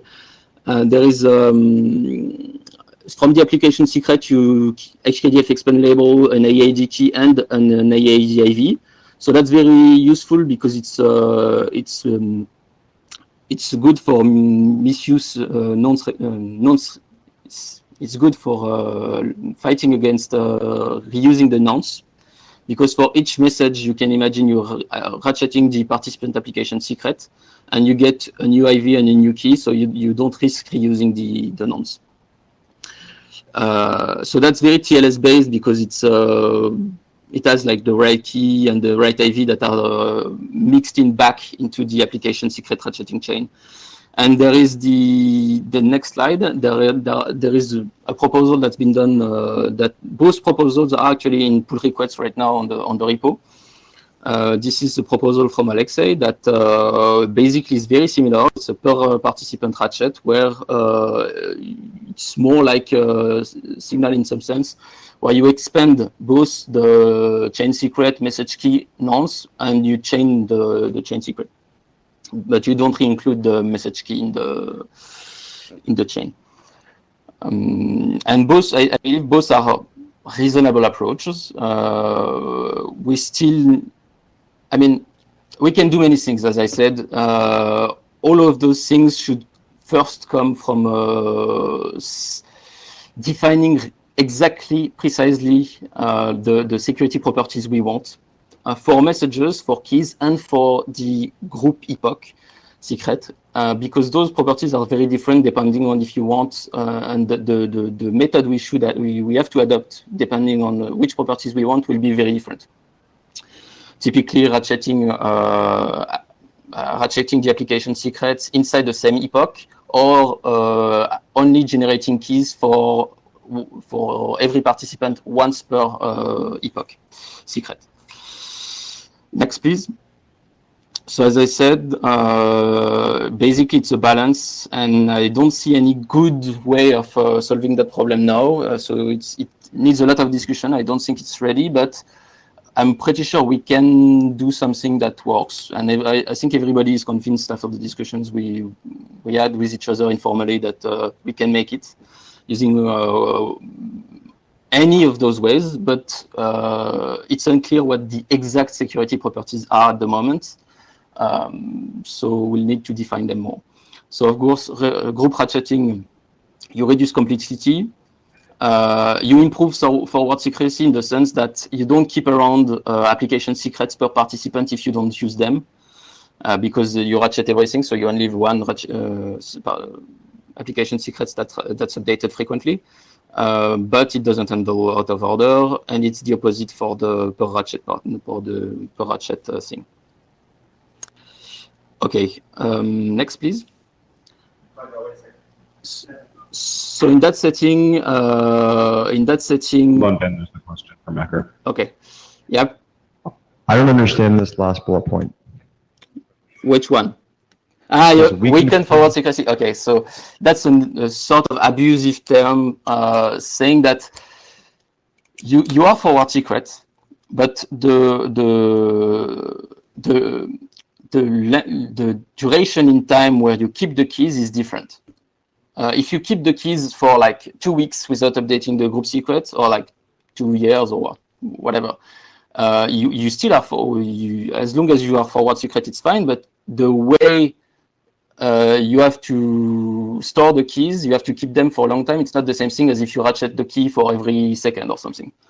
So the keys aren't protecting anything. There's no message encrypted to them, so it doesn't matter. Yeah, but if you encrypt one message and then you prepare the next key for the next message encryption, and you wait for a long time, then you can lose that key, and this key is going to be useful at some point. I don't understand this. This doesn't seem like doesn't seem right. Well, I mean, okay. first of all, if the group is ratcheting, then every time if the group ratchets, then you have forward secrecy because the old key is blown away, and forward secrecy about keys that have already been the future keys have already been used. So if the key's just sitting there on the disk and it's never been used, then I don't understand what the problem is. For the group, it's fine, but the point here is not necessarily to the point of the weakened forward secrecy is as I said, so an abusive term to say that we should also consider in the security measurements we do, like in the security proofs, keeping your own keys is always bad, right? So my point was just to say we should be careful how long we keep the keys when we do that. That's all. I mean, I have some keys which don't use to encrypt anything, so I think keeping them around is probably okay. That's fine. I guess maybe there's some formal property here you're referring to, but I'm not following what actual security property you're trying to talk about is. Sure. So maybe it'd be useful to, I mean, I guess it's probably not particularly useful to make this particular point. Okay, maybe not. Because I don't think it's a high point in determining which of these is a more attractive system. But I also don't. I mean, anyway, I do agree that the per participant one is the obvious, is the preferable choice. I mean, in my opinion, but. Well, I didn't say that. I'm glad to say that. I didn't say that. Yeah.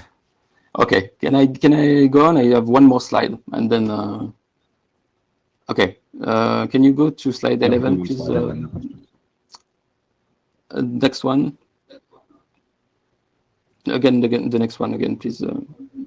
Oh yeah, this one. Okay, so there are, as I said, there are two parts we need to handle: the application key schedule and the message protection itself, the encryption.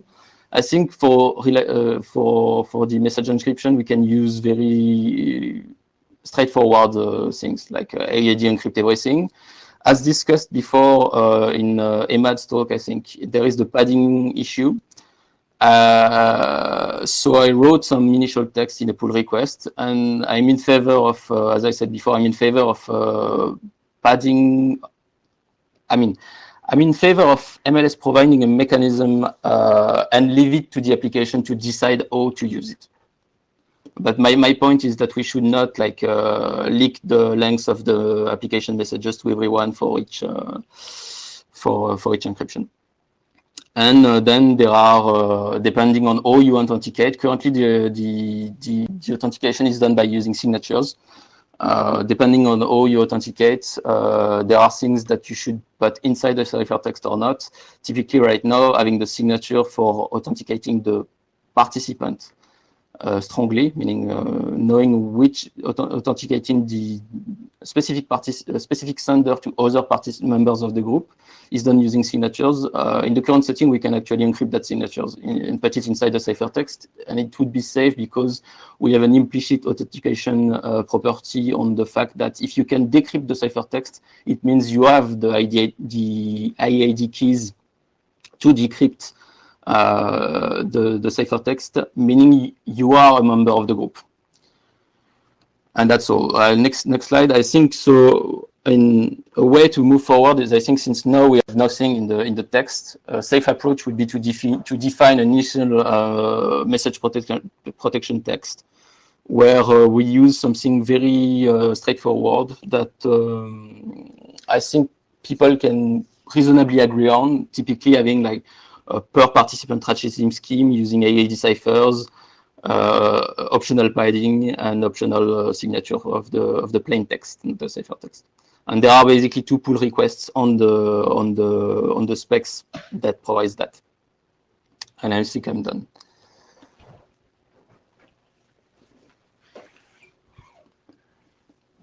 So yeah, I agree. We should go ahead and get some stuff in the document here, put a stake in the ground, and start actually writing some protocol. In terms of the key schedule, could we skip back to that slide? Because I figure it's probably going to be, no, forward the comparison one, that one. For me, the kind of killer app for the group ratcheting is the reduced storage.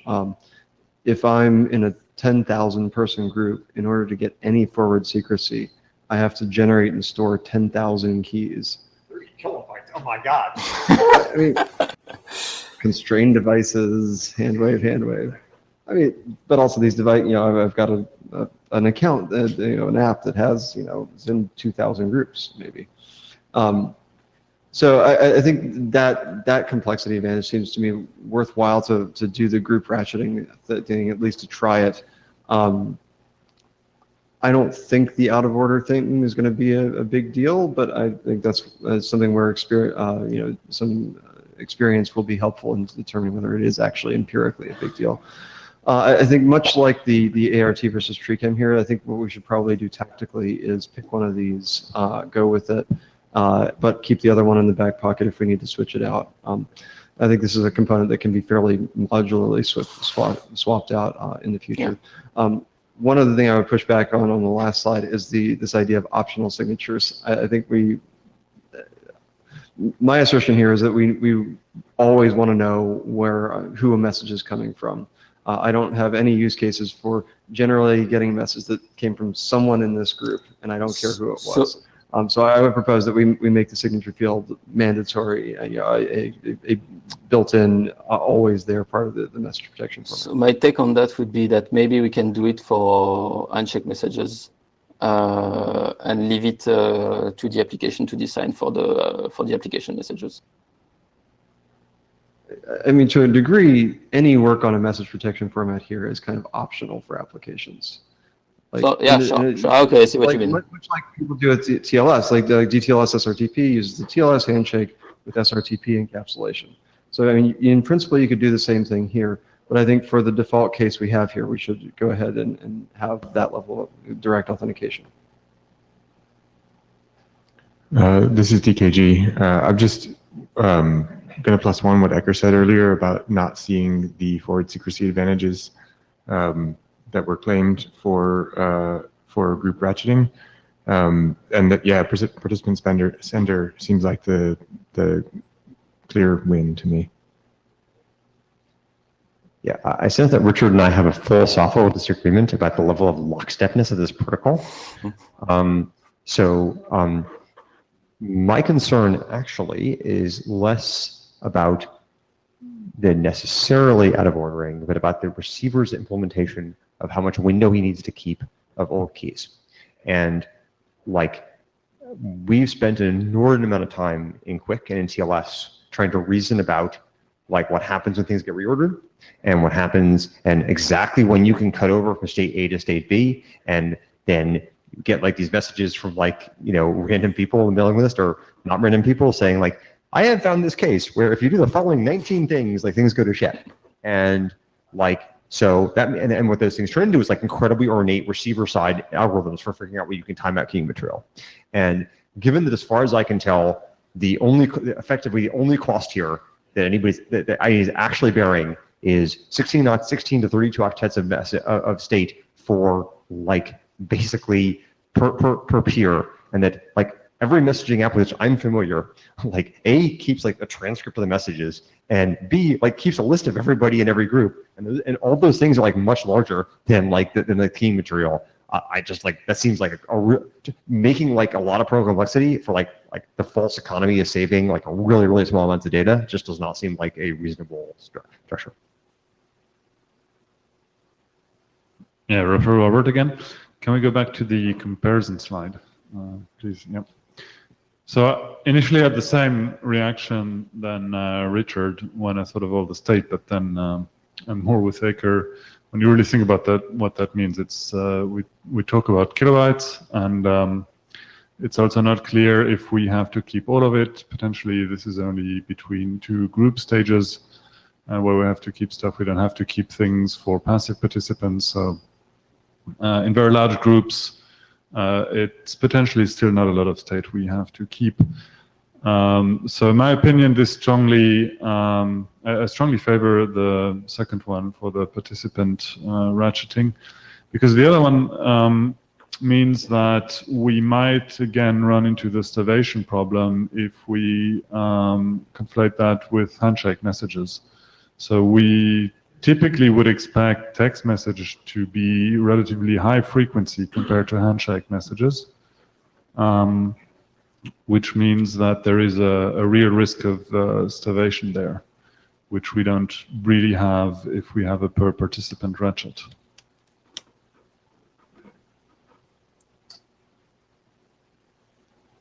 This is DKG proxying for Karthik. Karthik asks, it is unclear what the security guarantees of application key ratcheting are. It only provides forward secrecy against a very weak attacker, and only if all receivers, including passive receivers, regularly delete old application keys.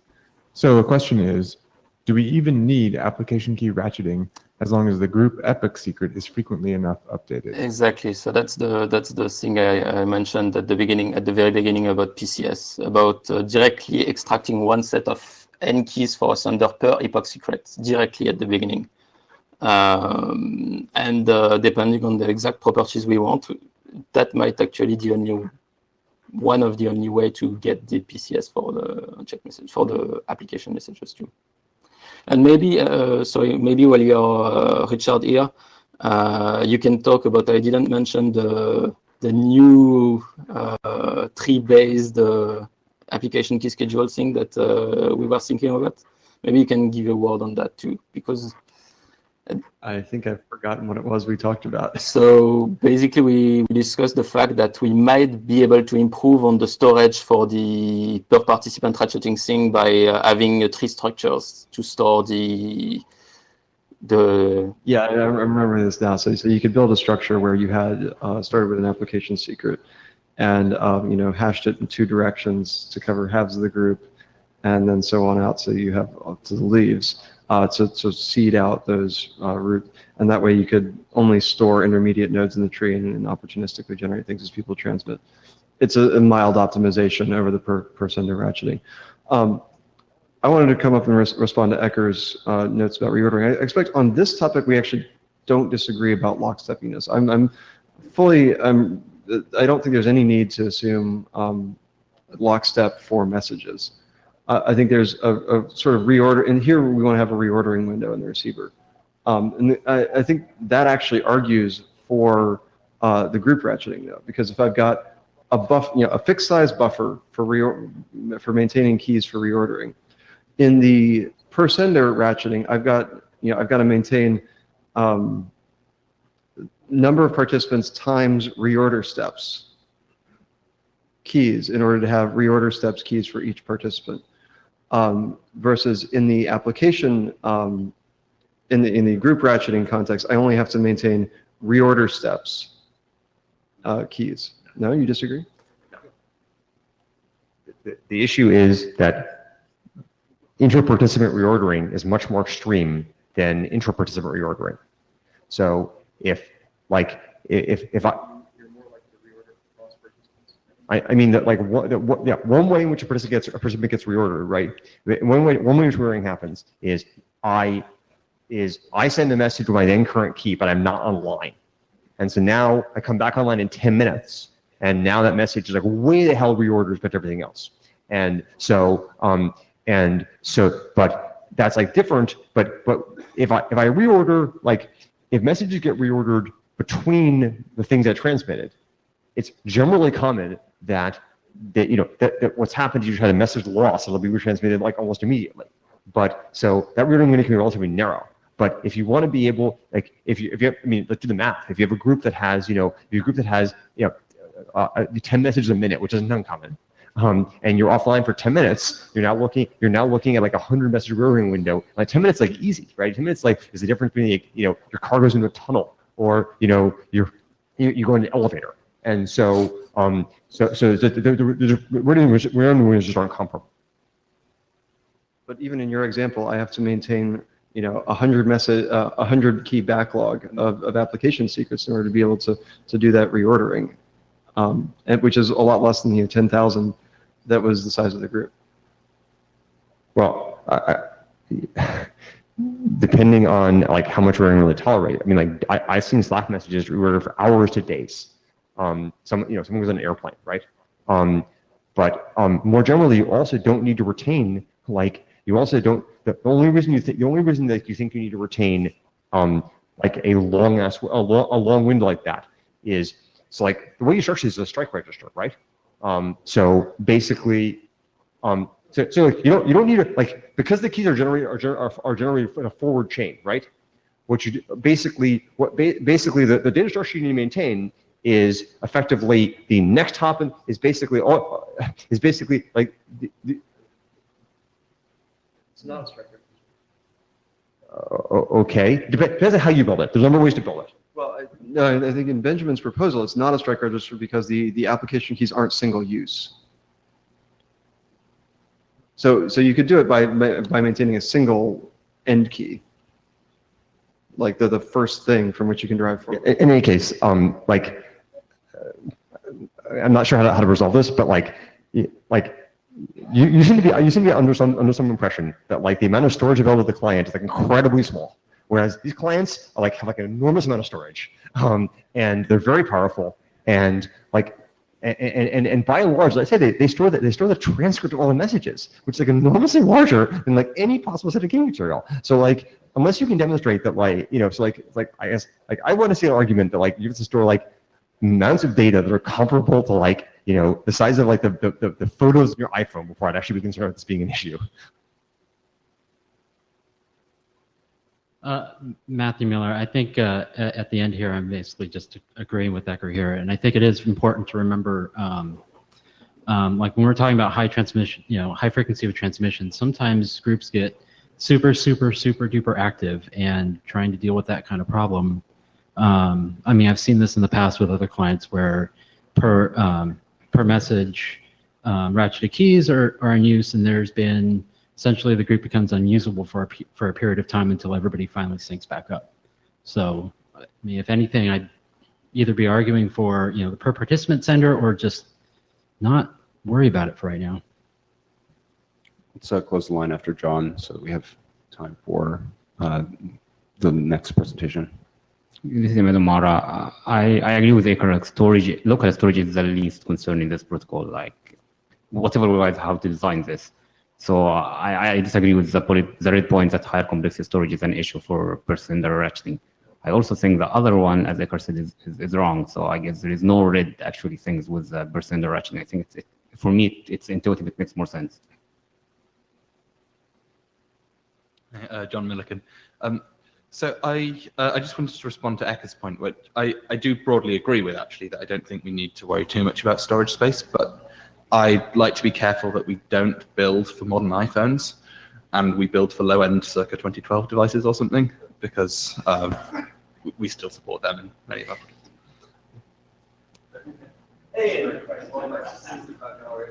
Also iOS. John Lennox, so just we were briefly chatting on the Jabber, came to the conclusion that if you want per participant signatures, which Barnes said he wants, that means you need each participant's public key, which is going to be a lot bigger than this key anyway, also.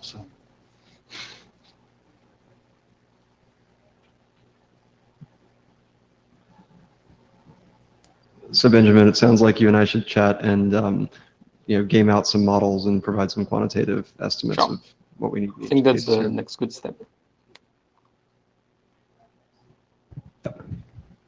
Thanks, Benj. Thank you. So yeah, authentication and I get the clicker. Point it at the Chromebook. Voila. All right, so those of you who've read the protocol draft recently have seen there's a fairly basic, fairly naive authentication framework in there. It assumes that each participant has a long-term identity key and that user init keys and group init keys are signed with those identity keys. And in the group init key case, we also include a proof of that proof that that identity key is a member of the group by committing to a Merkle tree over the identities in the group and providing a proof of inclusion in the group. Am I getting feedback here? Oh, okay. I thought I was hearing a little bit. Likewise, when we send handshake messages, we include a signature by the identity key and a proof of inclusion. One thing we'll need to keep an eye on as we go forward is that the authentication we want to get in the long run is going to be about identities, email addresses or usernames or something like that, not public keys. And so we'll need to add credentials at some point, which we don't have in the current draft. So I want to step back briefly and think about requirements for authentication. What do we want to verify at one point? Now this is again to the academics. This is not the precise definitions. This is kind of taking a functional view of what does a participant in a group want to verify at different points in the life cycle of its interaction with the group. So when a client connects to the group, it's going to want to verify who the other members are in the group, so it knows who it's encrypting to when it encrypts to the group. So this is something in which I think Karthik and Benjamin might disagree on, because there's some ideas that you might just want to know that when you receive something, it's from the group, and so you might not care about who the other members are in the group. Likewise, when you receive a message, you want to verify something about who it's coming from. I'm going to assert that we should verify the precise identity of the sender, either at a user level or at a device level. You could also argue, as I think Karthik and Benjamin have, that you might only want to verify that at the group membership level. We can have some discussion about that. If I'm in a group already and someone joins, we'll need to have a way to verify the identity of that new member to kind of update the roster we have, the roster the client has, the idea the client has of who's in the group.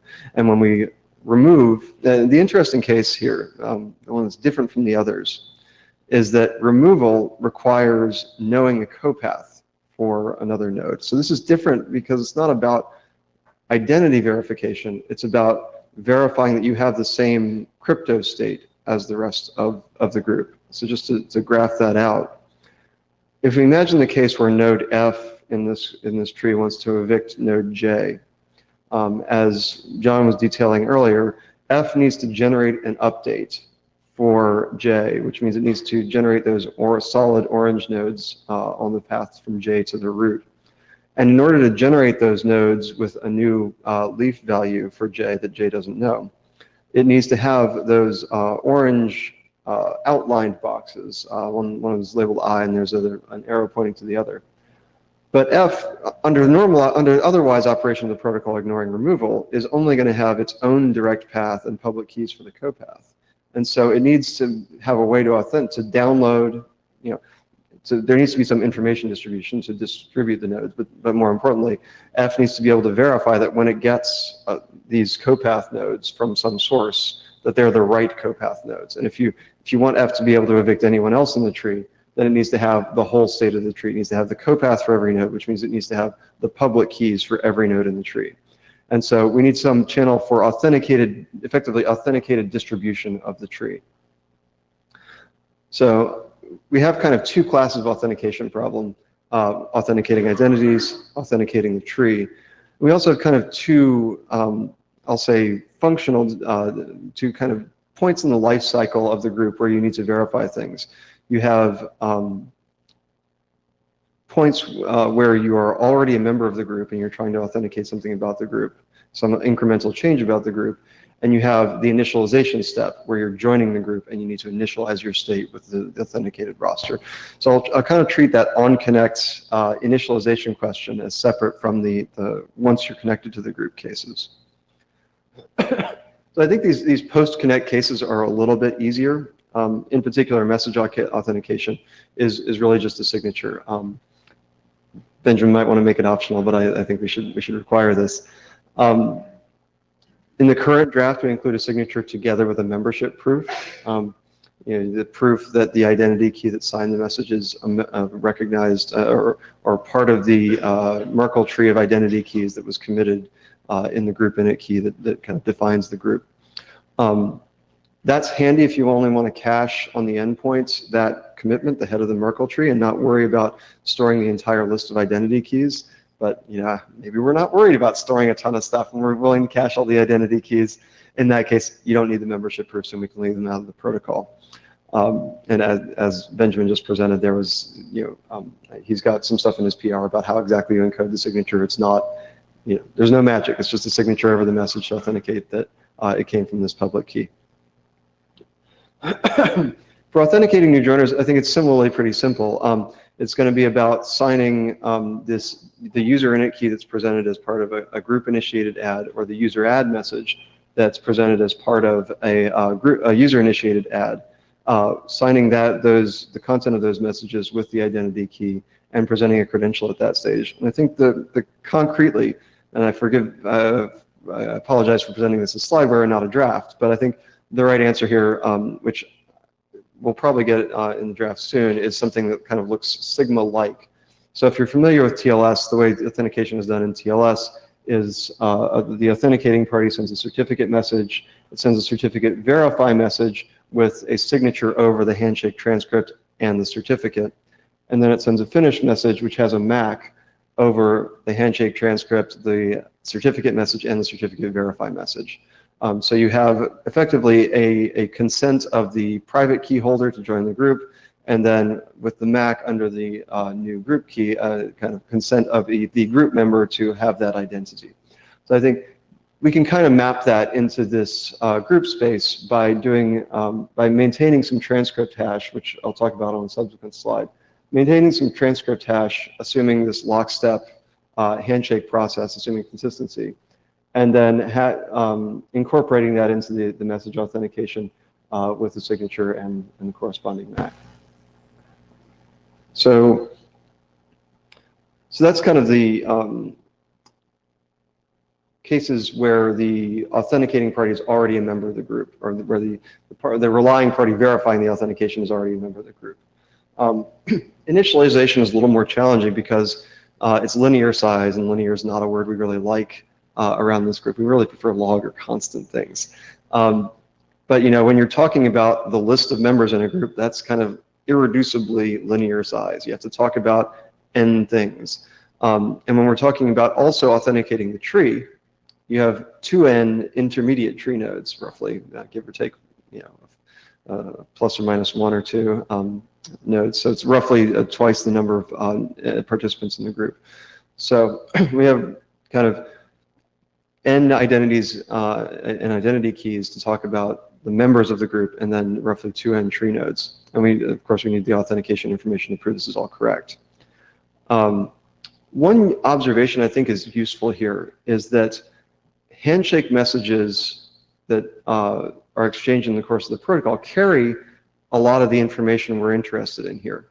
So whenever a node sends out, say, an update or a user ad, they are sending out the public keys along their direct path to the root. And so if you watch the activity of a group over time, you can build up the state of the tree.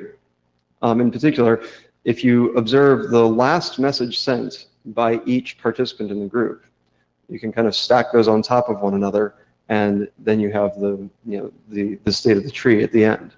This is kind of nice. And if you have the authentication, then the information you need to authenticate that those are from real members of the group, you have an authenticated copy of the tree, and you know the identities of the participants. So this kind of suggests that we could use messages themselves, the handshake messages that have been sent within the group, as a way to distribute the tree and to distribute the roster.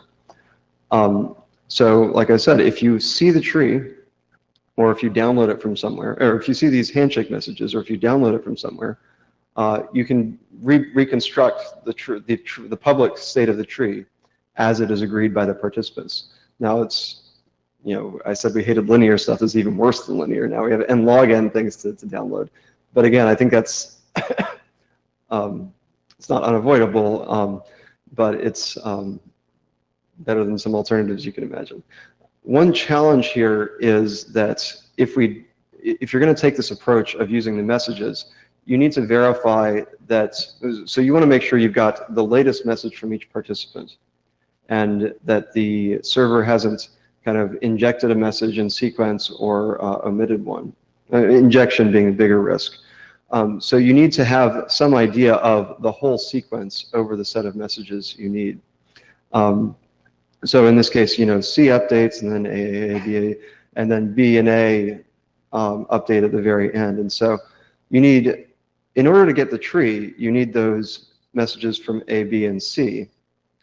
But in order to trust that those are the correct messages for you to build your tree off of, you need some information about all of those messages in the middle. And so now we've gone from linear to n log n. Now we're at, lower bounded by n log n. We may need more.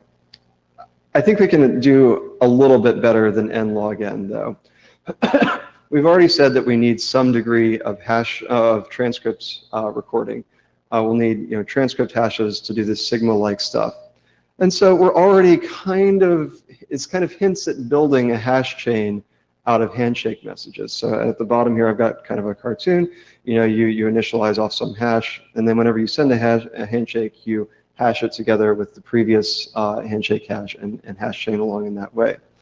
So you can imagine, distributing the handshake messages that you need in toto to build the tree, along with basically a sequence of hashes that demonstrate that there is a sequence of handshake messages in the middle that connects these. So you at least know that you've got a subset of a subsequence of the actual sequence of handshake messages. Likewise, one thing Raphael and I discussed at the hackathon last time when we first realized we had this tree authentication problem is that you could encode in the group init key a commitment to the current state of the tree. And we like to use Merkle trees for commitments because they compress you down to one hash value. And so the figure on the right here is a tree on a tree.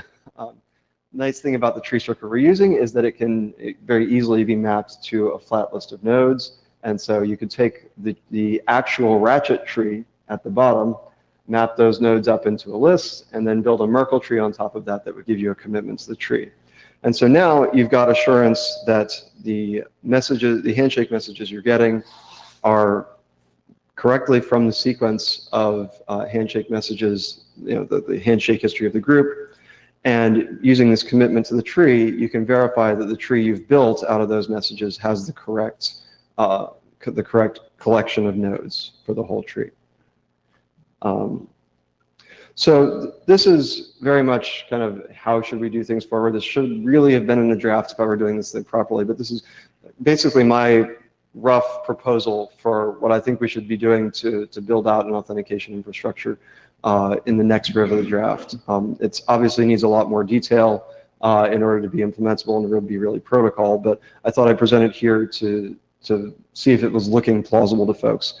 So the rough outline is that for these post-connection cases where I'm verifying individual messages or verifying joins to the group, we'll have just signatures as you would expect, and for joiners where we're authenticating identities, we'll have some sigma-like thing where we where we bring in transcript, hash of the prior transcript, and we do the signature and MAC dance to cover credentials and to have the counter MAC, I guess, from the group membership. And then for initialization of new joiners, we'll take the approach of using the messages themselves as the distribution channel, or as the things we expect to be passed around by the delivery service. Somehow that the delivery service will arrange for this stuff to get passed around so that endpoints, members of the group can verify that they've got the right sequence, they can build up the tree, they can verify the identities that have sent these messages. So at this point, I'll just open it for discussion. Does this look good? What looks good? What looks bad? What looks challenging? What did I screw up? Etc. Let's start with Karthik from online. And he disappeared. Okay, get back in the queue, Karthik, and we'll add you. John. Okay, John Milliken. So a couple of points. One is that in the situations where clients do have a full list of the people involved in the conversation, so for the remove case, why not just store the entire tree on the client? Because it's only double the size, right? There's no order of magnitude difference. Yeah, I mean, if I think that it's totally plausible that you could have clients store an entire tree locally. I think you still need to initialize. I think the hard part is initializing new clients with the tree when they start up, when they join the group. Sure. But a couple of concerns with your proposal. One is it seems to require the delivery service to store a lot more metadata longer term about the conversation, and I think potentially a lot of us would like to avoid that if possible. Yeah. So I was wondering, why not have just have the server store the entire tree and a commitment from one of the members to the tree in a Merkle tree? Yeah, so Raphael and I were talking about this yesterday, and one of the things he observed was if you have this commitment to the tree over the tree, then the server could cache the tree and deliver that to people safely, and the server could strip out the identity information of messages. It only needs to keep the tree bits of the messages. Sure. And not the identity bits. So you could reduce the amount of metadata that way. You'd still ultimately need to get the identity information somewhere. Sure. So that you know who you're talking to. Right. But you could get that in a peer-to-peer fashion. But this then may reduce the requirements to ON storage of the tree states, various tree states now. That's true. Yeah. Yeah. Thank you. Okay, we'll do Karthik now. Hi guys. So I have 2 points here. One comment and the other is a question. The first is that we seem to be requiring this handshake transcript for the Sigma-like protocol, and I would like to observe that the group secret or the epoch secret is already mixing in pretty much the entire history of the handshake. So we might be able to derive something from the epoch secret, and we may not have to keep full transcript. But that's technical. Slightly more concerning one is that although we are thinking that we may only want to provide a credential Sigma thing for user init and user add, I suspect we may actually end up doing this for every single update, because we are concerned about PCS, and if the signature keys are compromised, then we can't just say that we're going to keep the old signature key for authenticating all future messages. We'll want to roll those over too, which means we need fresh credentials, fresh signature, and somehow link the old signature to the new signature key and so on. So I think it's a bit more heavy if you want to compromise security for both signature and development key than what you just showed right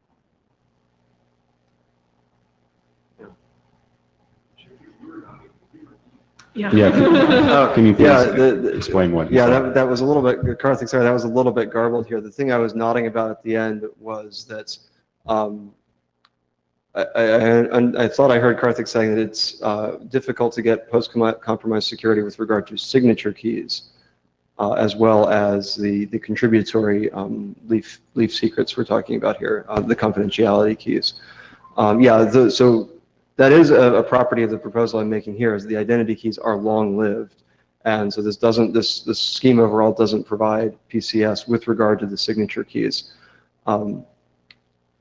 I think Benjamin has thought some about how you might do that by, say, initializing with a proof with a long-term key, and then doing future signatures with a different key, authorizing a different key that could do future signatures. That personally, I'm less worried about these authentication keys than the confidentiality keys, although I'm not sure why I say that.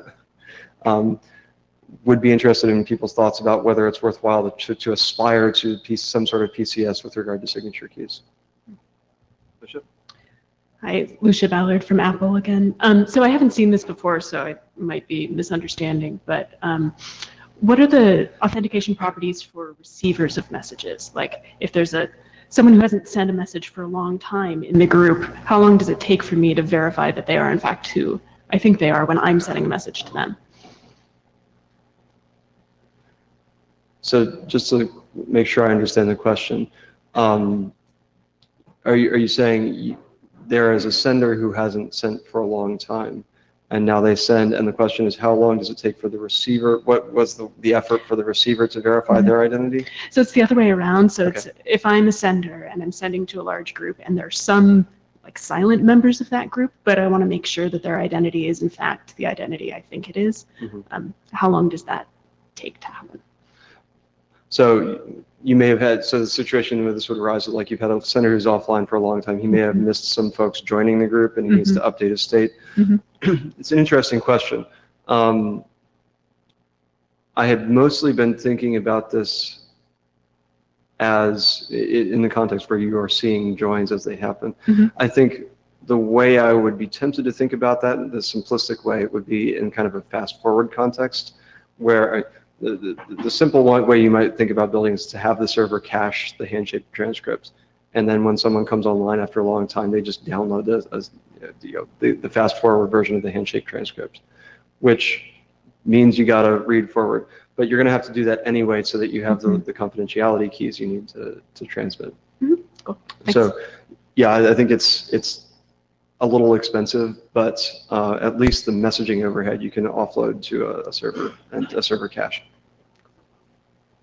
We'll have Ben ask the next question, and then because there's a few things after this, we'll cap the line. Benjamin Bardouche here. Okay, so regarding your last point, deniability. The original thought I had, and that's why I said optional signature when I discussed it, is because I personally don't like the idea of signing everything with the long-term identity key. But that doesn't mean we can't get better privacy out of it. As you mentioned, we could, my thinking is that we could actually use ephemeral signature keys for at least to get FS for signature keys.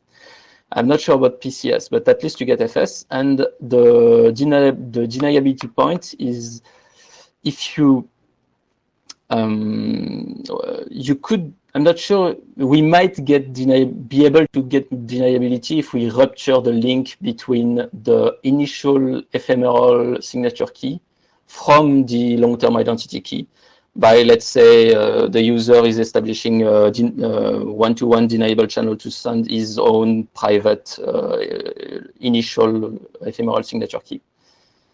So there are things that we could do here to get better things, but we need to think a bit more about it. But in general, I mean, intuition is that we should not sign everything with the long-term identity key. So what I wondered, just kind of in terms of order of operations, it seems like these schemes for forward secrecy and signature keys, which maybe adds up to deniability, are sort of additive. Yeah. In the sense that you could take a scheme that doesn't have that property and add on to it a mechanism for authorizing short-term sign-in keys. So I wonder if we should go ahead under the assumption for now that we have long-term identity keys, and then we can consider later how that might be extended to have short-term kind of signature key rotation, if you will. Okay. That would be my operating concept. Unless you think that would make it too difficult to add this at a later point. It's unclear to me. It might be fine. Stanislas Mishlev. Yeah, I think that if we have that basic assumption of identity keys that being more trusted, then this is a good start to go, and then we'll refine all issues if that start with Sigma-like protocol have some issues. I have maybe some basic question, which is continuation of one of previous questions.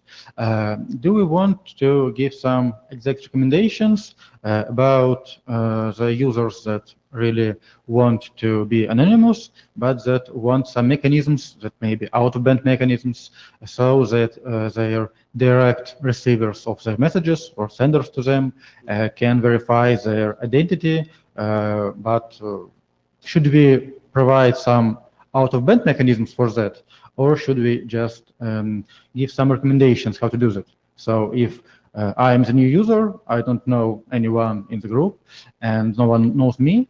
But I know someone in personal, and I want someone to trust me.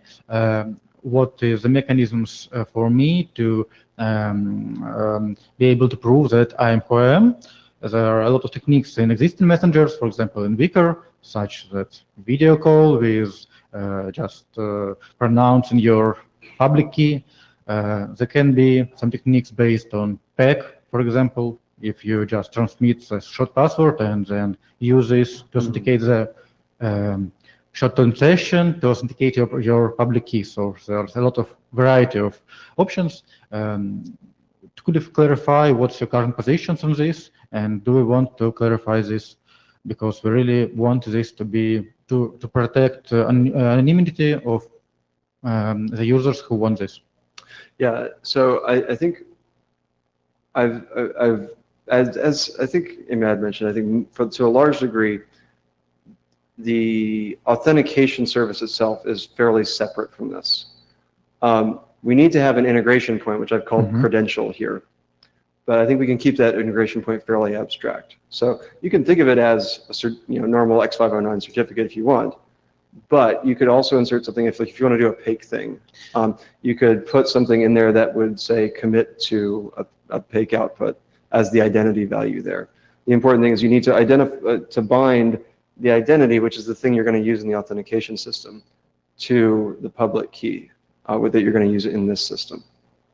Yes, and I take a point that really it's maybe unrelated to your current presentation. We have a point of integration and that's all. Yep. But regarding the group at all, maybe your slides are more related to the thing that any other. So should we think of putting some large text to security considerations about recommendations for techniques for initial authentication, because I think that it is one of the crucial point for practical security. For example, if you know a lot of strange stories with Telegram in Russia and with such a fight between anonymity of the users and the mechanisms to protect this, I think that it will be really good to add some recommendations about how to protect privacy, but to be able to trust the users who want. Maybe the new group that is being developed in IETF, the PeerG, will be a good place to discuss this issue. Yeah, I think that's a totally good suggestion to put kind of an outline in security considerations and then work with these privacy folks to elaborate some other options. Okay. Let's be very brief because we have to do a home and we have 3 minutes left. Okay. Rafael Robert again, I'll try to be brief. 2 things. So one is post-compromise security, and there it was mentioned that there is a bit of a gap between the signature key and the group secret. And so in a trivial setting, you can compromise both if an attacker has access to the local storage of a device, but there might be other ways of compromising the group secret where PCS is relevant. For example, when there is some flaw on the crypto level in the handshake messages, basically you can get access to the group secret, but in that case, you still don't have access to the signature key. So in that sense, your gut feeling is sort of justified there. That the signature keys are actually better protected because they're not being negotiated over any protocol. The other thing is the last point on your last slide, and that is deniability. So I've had a number of offline discussions with a number of people, and really the only common denominator there is that everybody feels about it very strongly. Some of them are in favor of it, others are absolutely opposed to it, and there don't seem to be any meaningful common ground there for some consensus of what could be done. So I think personally the only way of going forward is to have optional deniability. And the practical proposal here has been that we use this Sigma-like mechanism to distribute an ephemeral signing key in a one-to-one way. So this would practically work. Unfortunately, it's quite expensive. So it would be fantastic, of course, if someone has an idea on how to make that more efficient. But it would be a start. Okay, DKJ, any quick comment? We've got like... Yeah, so I just wanted to, can you go back to the signature thing? Just wanted to point out there's a potential user experience confusion here that we should give guidance on in the draft, which is that you could, in this scenario, you could have a validation success for blue, say, and a validation failure for red. And if we think that any validation failure should cause the same failure, that's fine. But if we think that there's something else that happens in some other way, we should just be very clear that we expect both of them or none of them. Yeah, no, I think they both need to pass in order for the message to work. Right. So then, but then if the inner one fails, what we're now saying is that the MAC, like you're now treating it as though there's a MAC failure. I just think we need to think about what the consequences are there, and we should put guidance in the draft about what to do in that case. Absolutely. Yeah, thanks.